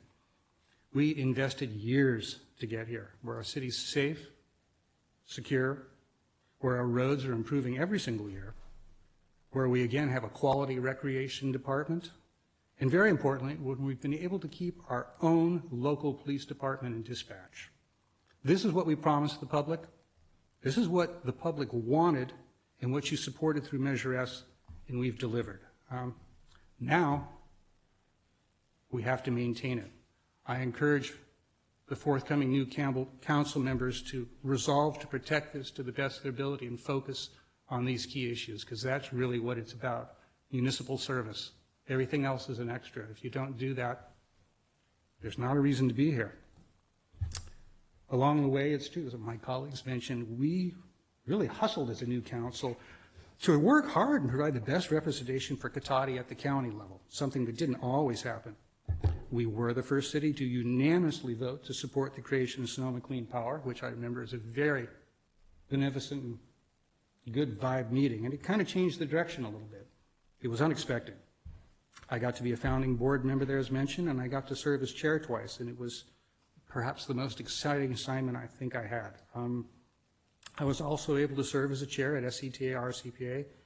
Did get to help actually craft Measure DD, a successor to Measure M, that now will be providing continued funding for local and regional roads and transportation projects. And as chair, I actually got to cut the ribbon for the long-awaited completion of the Highway 101 widening that we all waited an awful long time for, but it's finally done. Also got to serve for chairs of the Russian River Watershed and the Sonoma County Mayors and Council Members Legislative Committee for multiple terms. And along the way, perhaps the biggest honors I've had the honor of serving as your mayor 3 times, for which I'm deeply grateful. So I'll just say every time I see one of our police officers drive by and perhaps exchange a friendly wave with somebody in the street or driving by, I'm going to take great personal satisfaction from that. It's important. And whenever I hear neighbors commenting on how great the roads in their neighborhood are looking, and it's so good that they're being kept up, I'm going to feel a sense of accomplishment. And whenever I see folks sitting outside the downtown and having a coffee or lunch without the huge parade of trucks that used to regularly use our downtown as a shortcut, I'm going to be largely very pleased about that as well. And there's a lot more examples that we've all done really as a team in this room over the years, but I won't get into that. I'll just instead say that a few of these successes would have happened without all of you, everybody. All my colleagues in the council, both past and present. Ben, I'm very glad. Despite the fact we've disagreed numerous times, I said it before you and I'll say it again, I am very glad I was able to talk you getting on the council. I hope you will feel that way in years to come too. I will cross my fingers for that. Sue, you know, we've been back to back and so many difficult campaigns, so many times we're the ones that wound up doing it. And I cannot think of a better person to be in a situation like that. I can tell you when things get tough, Susan Harvey digs in and gets it done, and you can count on her. John Moore, I have to say, you've always, or almost always at least, made us reassess our views. Council members come in with an open mind, but still they've read a packet. They think they know where they're going. Usually we all did. And then John would always take us in another direction, quite often. And you know, sometimes he was right. And other times, maybe not, but you know what? We talked it out. We came to consensus where we could. If we didn't, we respectfully disagreed and voted where we did, but we had a better product at the end for all of you. Took a little longer, but it was a darn good thing, and that wouldn't happen without you. You've been a wonderful catalyst for that. Thank you. I was going to say that, damn, you weren't kidding when you said they were going to be a little longer. Oh, I've only got 4 more pages. It'll be fine. Stop or I'll make you stand up again. Laura, you know, it's true. We might have had a few disagreements on some things here, but I really respect your passion for this job, your attention to detail. I have never seen you come in unprepared for anything. And that sort of commitment leads to a good council member, I believe. So I'm hopeful for you for the future, and I've enjoyed our time together. Just like you, I'm sure more sometimes than others, but we've always had good discussions, both here and privately as well. So that's been a pleasure. I have to thank, just say having colleagues the caliber of Susan Harvey, John Moore, John DeLasso, for all these years was the Cufford. I think we really made a darn great team. And I'd like to give a special thanks for Mayor Robert Coleman Sengler, truly outstanding mayor, colleague, and mentor. I consider myself very fortunate to have known him, and I miss his company and counsel to this day. And certainly, I look out the audience to say thanks to all of my friends and neighbors in Cotati for your support. All the good things we're talking about, this city wouldn't be here without you supporting us and believing in us. Measure S to support the city passed 2 years ago with that much under 75% of the vote. That's huge for a measure during a pandemic when you're asking people to pay extra tax for something. It was the highest yes number for any revenue measure in the county. That's a wonderful report card, and I thank you for that. Thanks to all the absolutely great staff, both the people here tonight and the people in years past I've worked with. just to name a few: Diane Thompson, Vicki Parker, Norm Veloso. How great to have somebody named Norm. Norm! That happened every meeting. Tammy Taylor, Lauren Burgess.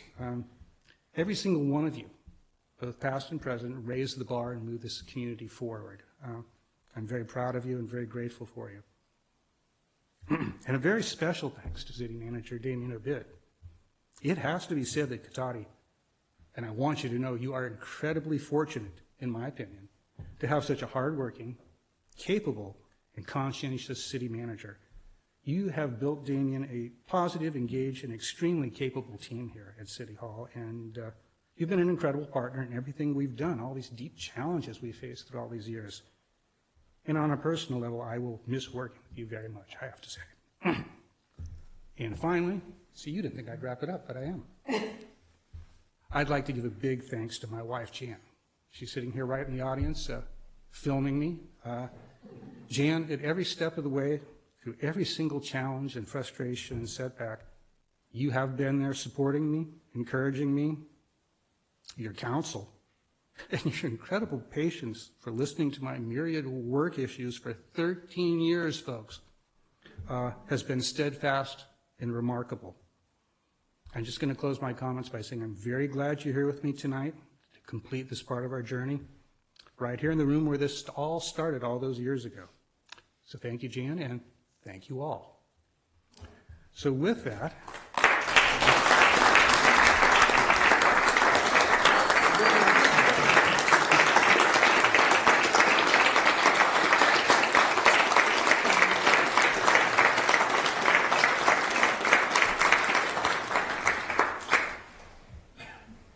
thank you very much, folks. So with that, now let's see. I think it's time, if there's, I think we've discussed this one to death, so I'd be looking for a motion if somebody'd like to do that. I would like to move a resolution of the City Council of the City of Cotati commending Councilmember John Moore for his service to the City of Cotati. All right. Do we have a second for that? I'll second. All right. We have a second from, first from Councilmember Ford and a second from Councilmember Sparks. All in favor, please signify by saying aye. Aye. Aye. Opposed? Abstentions? And seeing none, congratulations, that passes. And I guess we have one more to do separately. Could I get another motion, hopefully? I would be happy to move a resolution of the City Council of the City of Cotati commending Councilmember Mark Landman for his service to the City of Cotati. I'd be happy to second that motion. All right, so we have a motion from Councilmember Ford, a second from Vice Mayor Harvey. I'll ask all in favor, please signify by saying aye. Aye. Aye. And I'll admit a little discomfort in voting aye for myself. That's unusual. All opposed? And any abstentions? Seeing none, that passes it well. All right. So we are going to take a reception together. I believe we have some treats, some water. We'll have a chance to visit and say hi briefly. Then we will come back for what I know many of you are waiting for. We will have our administration of the oath of office and seating of new council members will be the last thing that is started by this current council, but will end with a new one. Then finally, we'll go to the election of the mayor and vice mayor before we call it an evening. So thank you, everybody, and we'll see you in just a few minutes.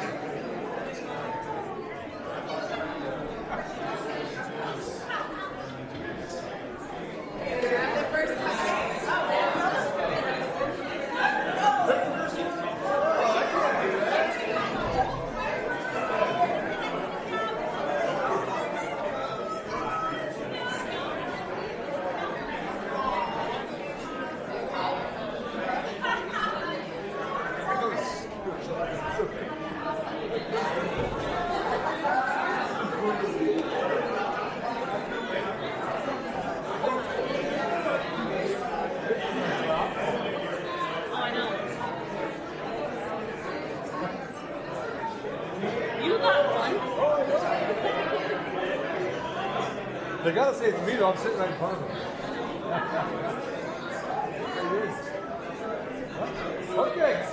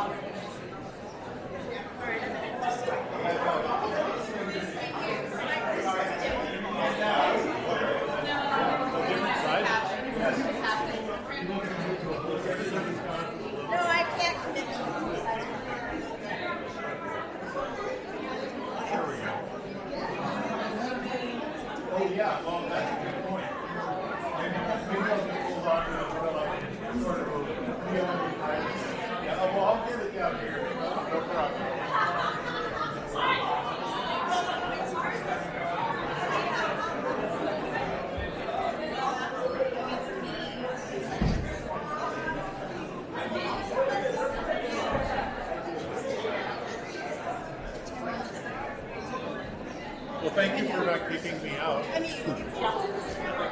was so, it was close though. I don't even have an iPad, so I don't know. Yeah, you know what? I was pushing the volume up right there. Oh no. By the way,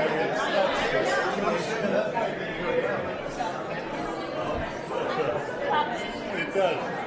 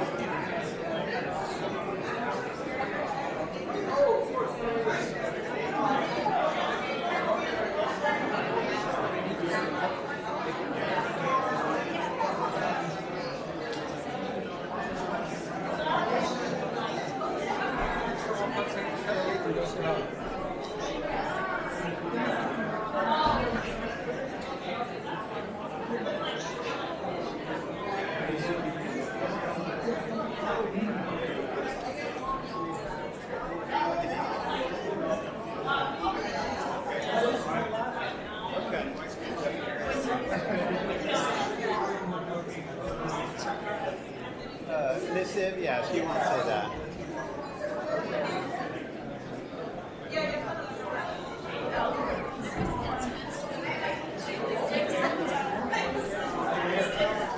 Yeah, you got a good one. Yeah, I now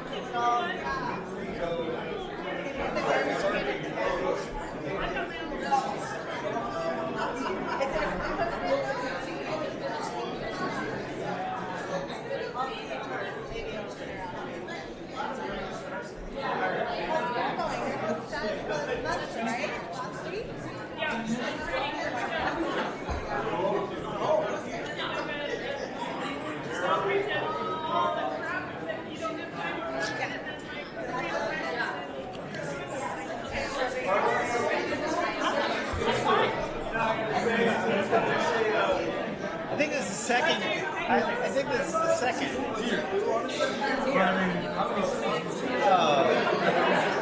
I work here, down in Sanitation District. Yeah.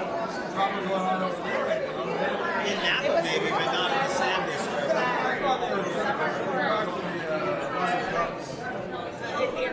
Oh, that, yeah, well, the Sanitation District just owns the sewer plant. And so I don't know what's going on with that. I haven't been paying attention. And then I have Mountain House Community Services, which is out by Tracy. It's almost a city. It has all the services, but it's community services. Good job, Josh. That's probably right.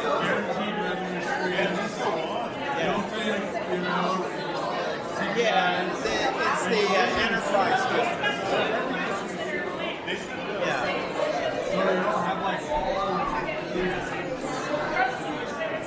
Yeah, they work really well. They have a good manager, and there's good continuity in terms of management.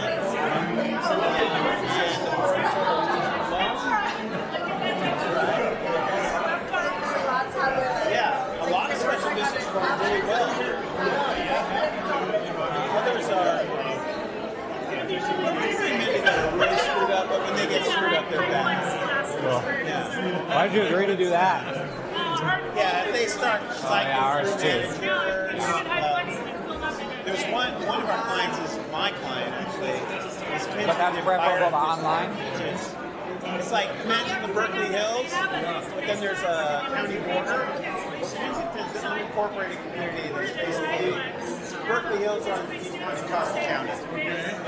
And it's a bunch of old hippies and professors, and they fight over everything.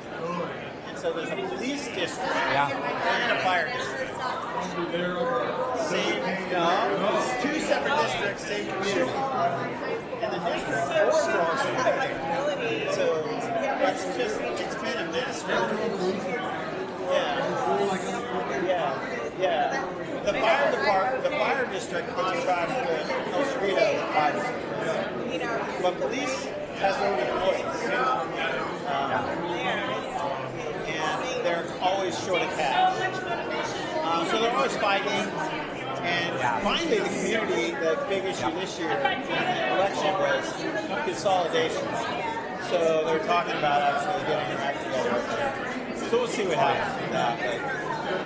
But, there's certain places like that where the politics is gotten crazy.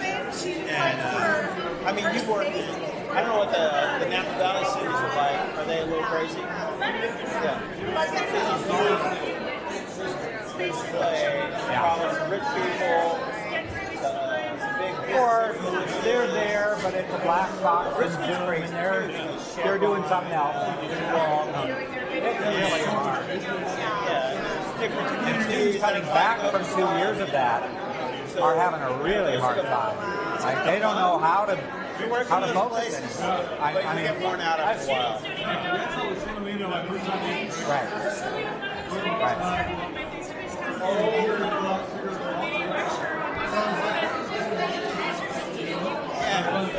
Yeah, it takes a while, and then you wear out.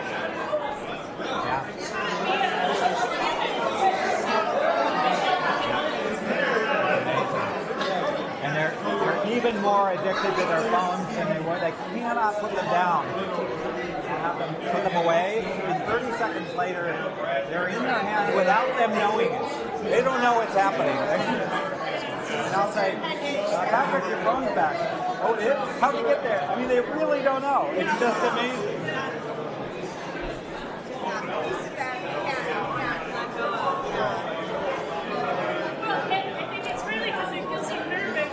Yeah, probably. Yeah. That's the high. Yeah, I think you're right. It is. I saw something about like a teenager who gets upset their voice number is due. I don't know, I have to say voice number is something urgent to something text. It's like you don't have a voice or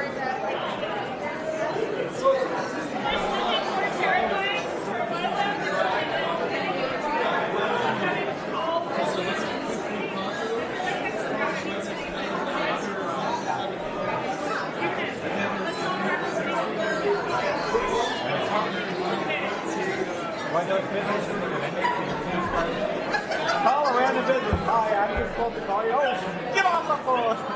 that's the way Doctor has to do. I'm even middle school. They had to sell. They gave us your local business. They have kind of a standard list of ones who participate. They're part of the network, but the students had to go. They couldn't do it by text. No, they weren't allowed to do it by email or, you know, so. It makes sense when you sometimes you have time to we want to stay on the tone. You have no time for conversation. You don't have time to frame it. So it makes a lot of sense.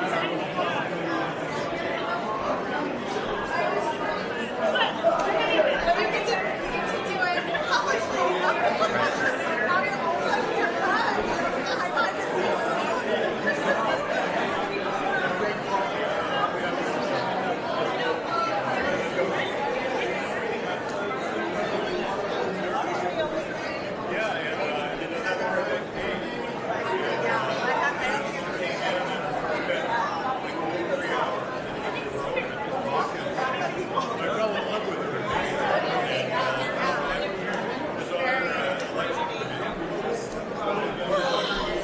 You're going to have to carry on the humor tour.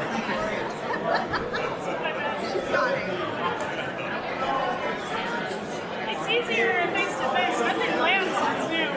No. We tell a joke on Zoom, it just like disappears into the network. I'm just glad I took that sensitivity training years ago. That's what they had to send you back to make sure you got it. Yeah, I'm taking it until you pass.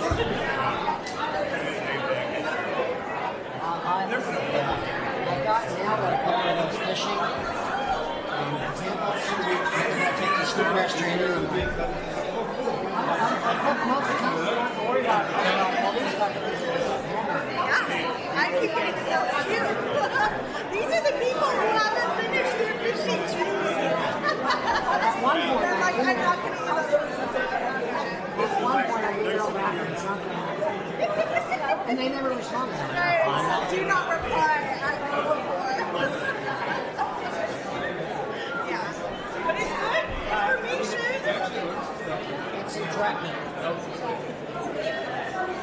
When I was on the, we rolled out the population the last 2 days. And so with that, everyone has to install things and so everybody then has, oh, I have this other ice station too. Oh, I have this one going on too.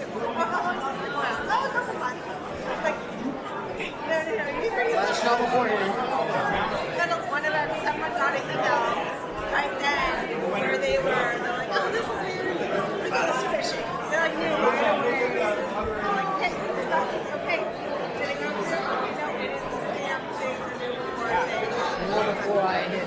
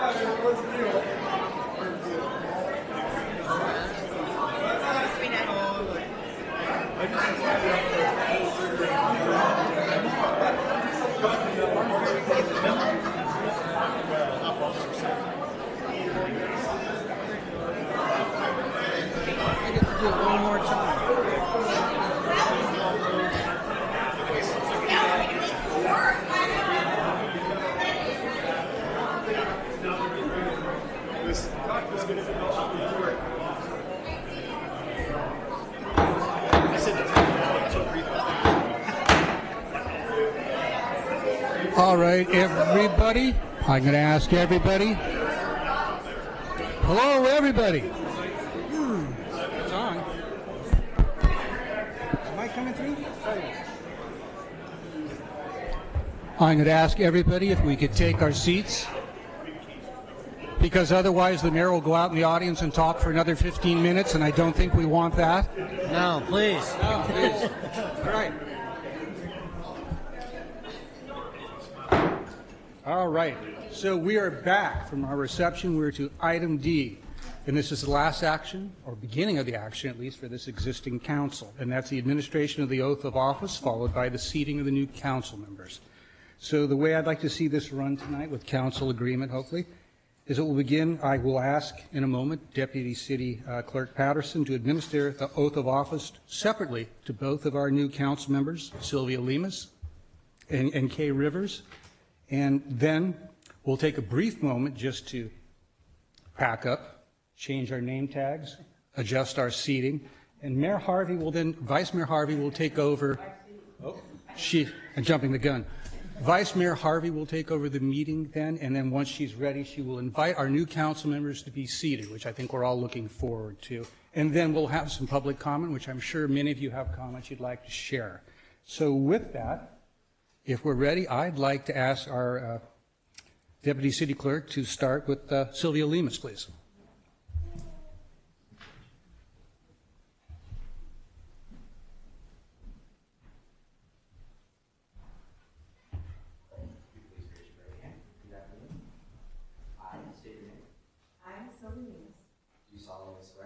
Do solemnly swear that I will support and defend the Constitution of the United States that I will support and defend the Constitution of the United States and the Constitution of the State of California and the Constitution of the State of California against all enemies,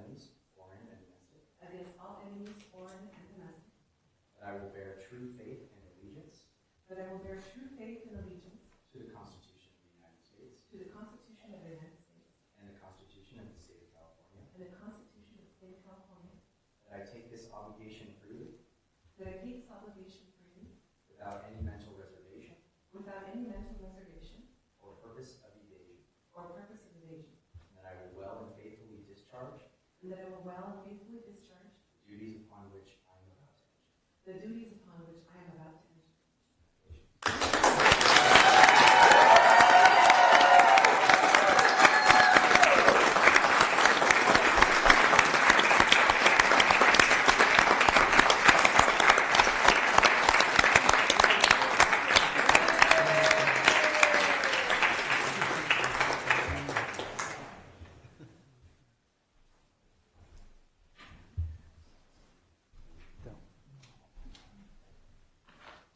All right, next, if we could invite up Kay Rivers.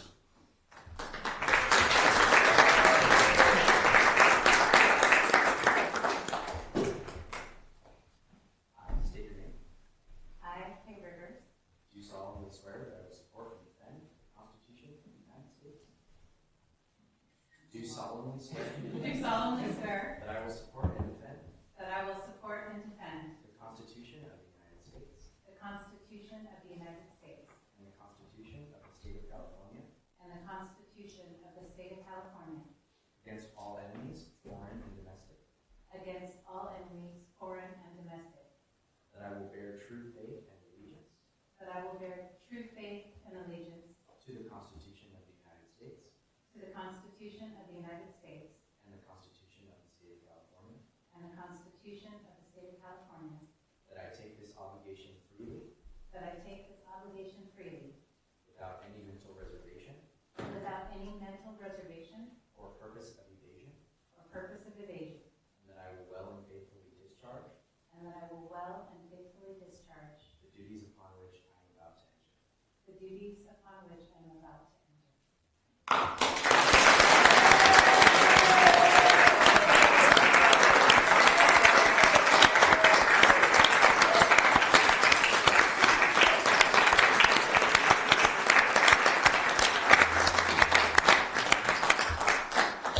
All right, we are going to take just a few seconds here, or a minute or so, just to get ourselves squared away, and we'll turn the meeting over to Vice Mayor Harvey.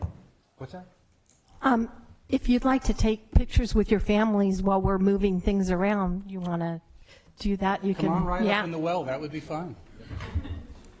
And we can certainly do that later, too, whenever you want, because I know this is a big thing for everybody.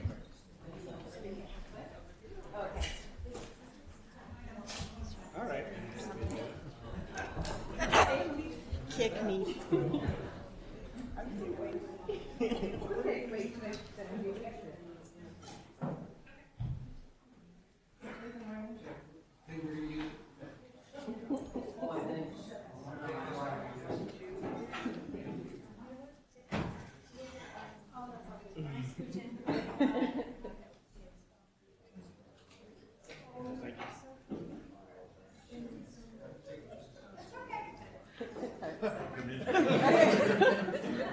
Damon said that what's his name was going to be short, and he was probably blue for his time. Miles and Jean. Miles, wife and son. Okay. Hi, Sylvia.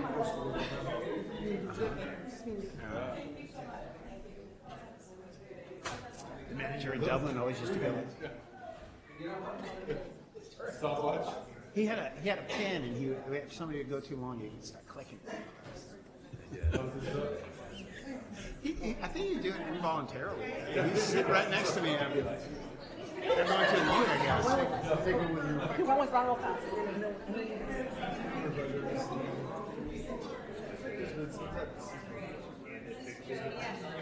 How long did it take them to find that lady that was missing? And by the way, her mom. Her mom called because she was. So I don't know how long it would have taken. She had a lot of clothes on this summer. So I was telling you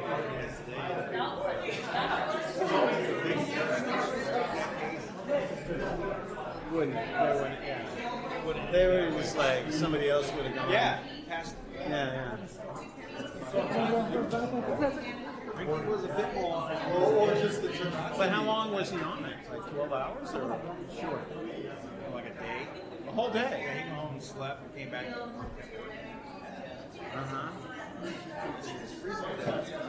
Were they, was dispatch working on it at night too, trying to ring the phones? No, we That ran out at some point.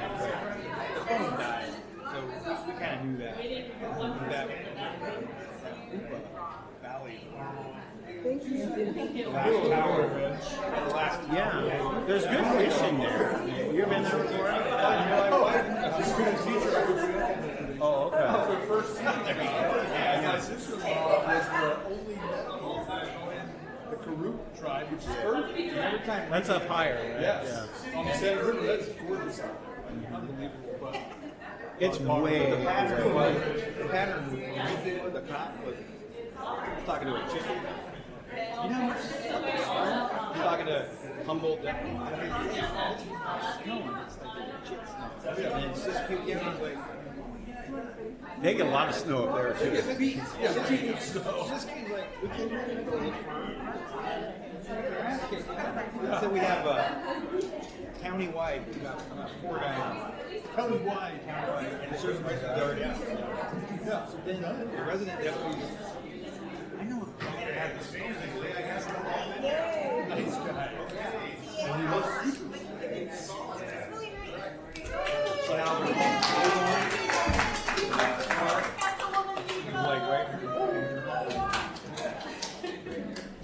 That's a crazy story. Yeah. How old is she? Was she like in her 50s or something? No. Oh, is she younger? I think she's like, so she's like late 30s. Her kids, so I left out, she with I took several Also, there were some worries about foul play or something. No, that guy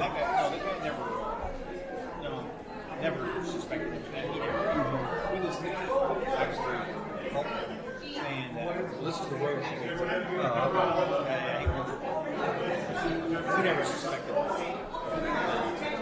Ricky thought she was. Can I get our new council members in their seats? I mean, if the visibility dropped, you just go right up the side. Yeah, oh yeah, and then helicopter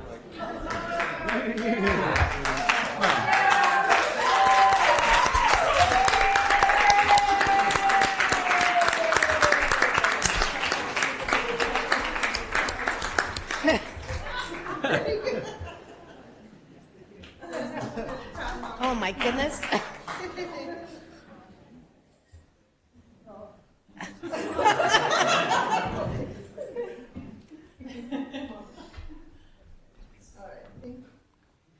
We have quite the media here today.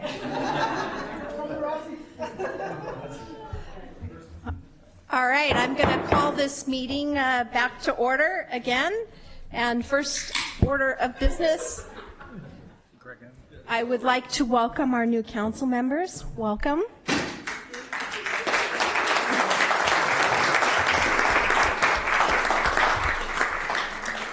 And since this was an action item where we had our new council members sworn in, I would like to ask if anybody would like to make a comment. Please raise your hand and you can be called forward.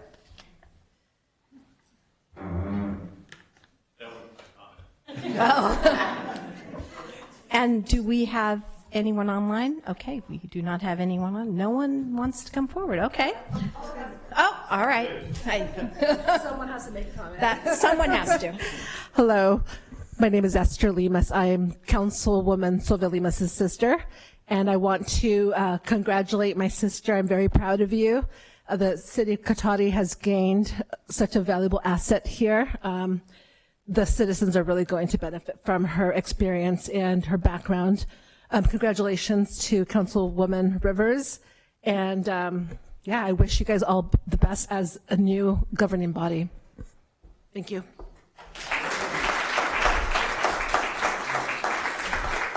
Mr. Barrich. Thank you, Mayor Harvey. You are mayor yet? Not yet. Not yet. Okay, I'm sorry. I want to congratulate the new members of the council. We're all very proud of you for stepping up. From all my experience here in Cotati, I've run 9 times in 20 years, either running for council or defending my seat. Had I not run for council, we may have not had any races at all. Many years, had I not thrown my hat in the ring. This has been a non-contested election, and from my perspective, my study of government as an undergrad and law school and so forth, this is the best it will ever get. And I'm so happy for you because politics is a blood sport and it can get ugly. And in time, from my experience, staff will lie to you, they'll mold you, try to get you to go their way, make deals and so forth. My heart goes out to you. I will always be there if you need someone to listen, from my experience, to help you along the way.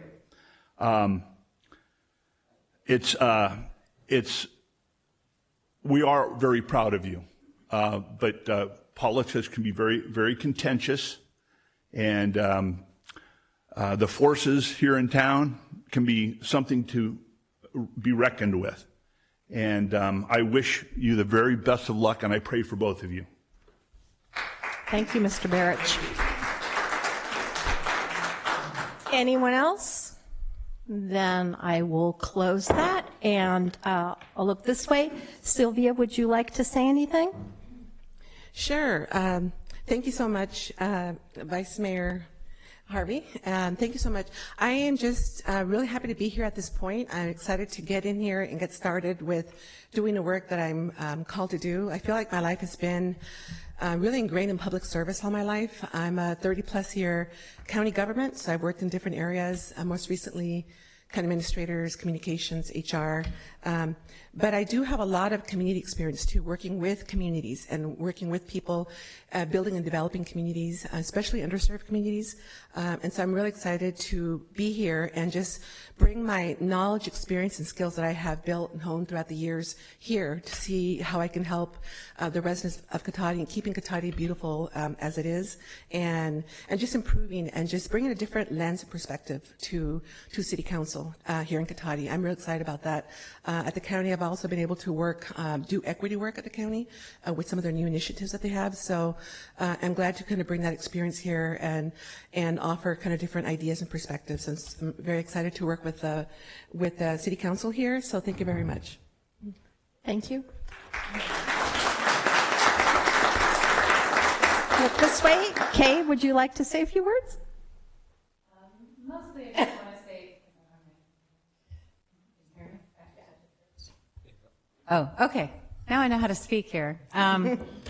So I'm a public school teacher. I teach high school, so I've been on library commissions and lots of education commissions and that type of thing, but this is my first formal city council position, so I am really quite new to the area, but I grew up in a very small town and spent the last 30 years in a very, very large city, and I am just so delighted to be in a small town again, and was looking for a way to contribute, and I applied to the commission but was not selected.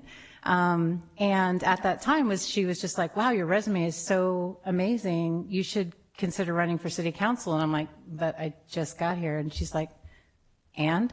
You know, just like, I hadn't been here very long either. So I want to thank Laura Sparks or I guess I should say City Councilwoman Sparks for suggesting that I run, and I'm just delighted to be on this council and looking for a way to contribute to this community.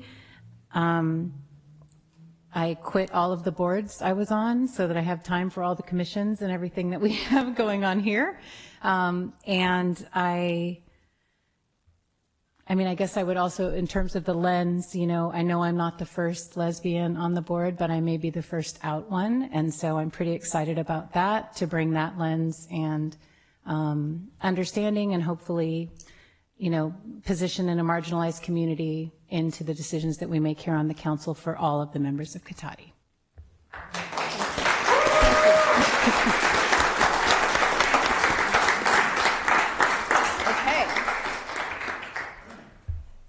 Ben or Laura, are you okay? Did you want, okay. Just welcome. Okay. Both of you. Yeah, I just want to say welcome to you both, and I'm so looking forward to working with you, and I just want you to feel welcome, and I'm very excited about what we're going to be able to do for our community together. Okay, well, with that, we have some work to do. This is your first work assignment. And the next item is the reorganization of the City Council for calendar year 2023.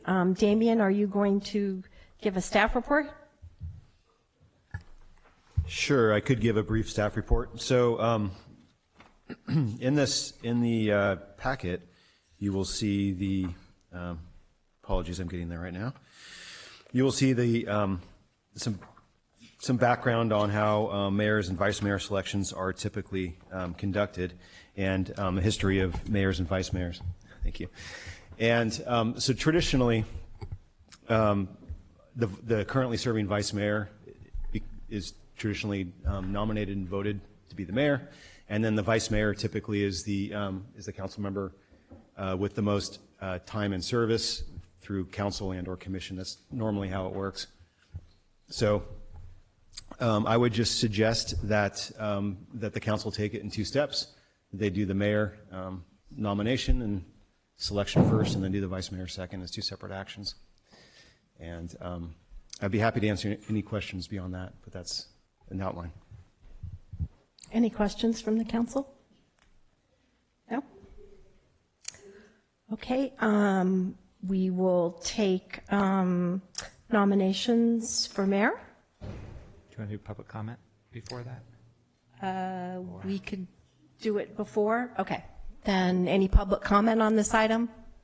It's been a while. Yes, Adrian.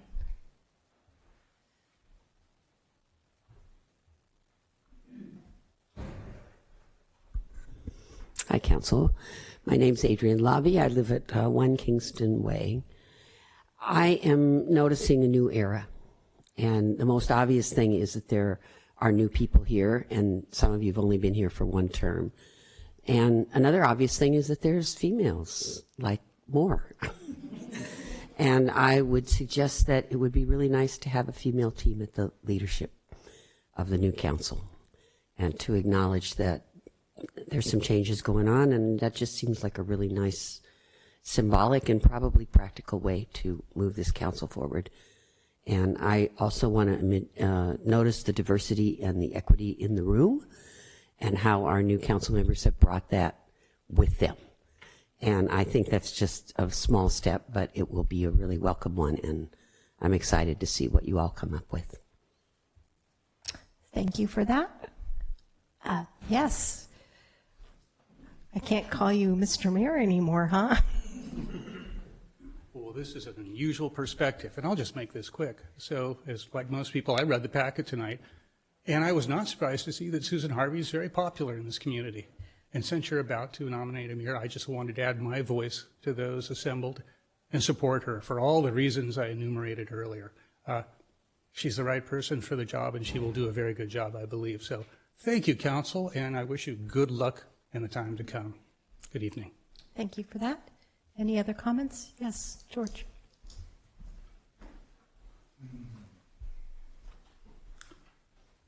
Going forward this year, I understand that the city has voted to change the city seal and remove Chief Katati from the city seal in lieu of something else. Am I correct? Did I read that right? That is something that's going to happen?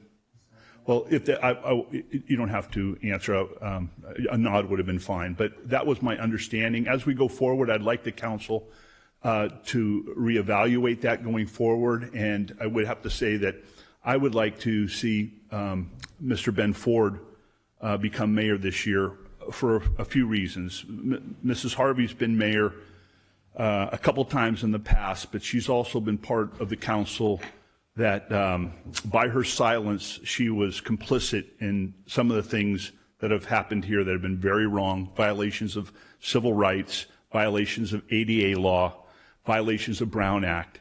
And I think in the spirit to try to get along, go along to get along and so forth, I just don't feel that you learned to be the leader that I always hoped that you would be, to stand up. And in times, even stand up and protest, speak your mind, and remove yourself from a meeting when you knew clearly it was wrong, that it was offensive, it was against everything that you knew was right. And I just don't think you're ready for that challenge going forward.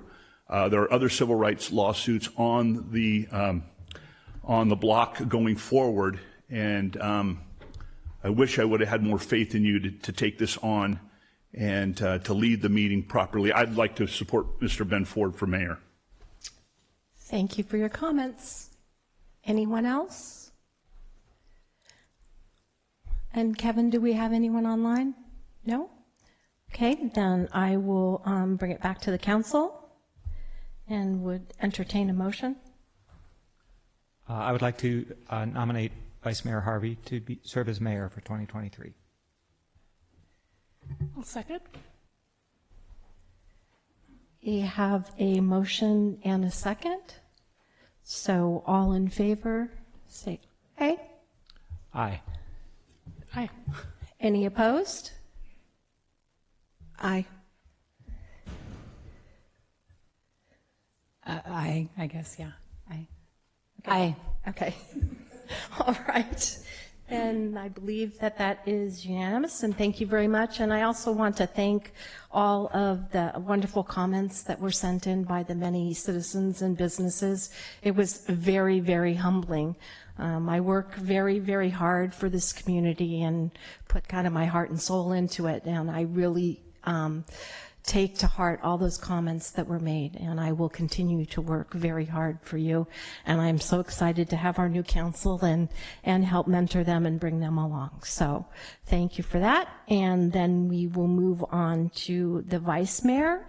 And I will open that up for public comment. Seeing none. Kevin, still not? Okay. So given the amount of service that has been provided this community by Mr. Ford, I would like to put forth Ben Ford as vice mayor. Can I respond to the? You may respond. Yes, I because of some work commitments during the academic year 2023-24, I will likely be traveling quite a bit during that academic year. So I, as much as I am honored by the nomination, I will have to decline it at this point. I would like to nominate Councilmember Sparks to serve as vice mayor for 2023, if she is willing to accept. And do we have a second? I want to second that. Okay, so we have a motion and a second. All in favor? Got your buttons on? Ready? Say aye. Aye. Any abstentions? Any opposed? I thought I heard unanimous. So, Laura, you are now the vice mayor. Thank you. Looking forward to working with you. Yeah. All righty. I believe we've concluded our work for tonight, since we moved items 13 through 16 up earlier. And we will let everyone get home. And I wish you all a wonderful holiday. And we will see you all next year. And thank you so much for attending and providing your input.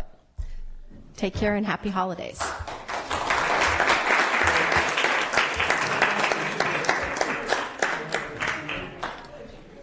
Nice job, Damien. That went smoothly. And Recording. cleanly. Well, I mean, these guys, what are you going to do? Yeah.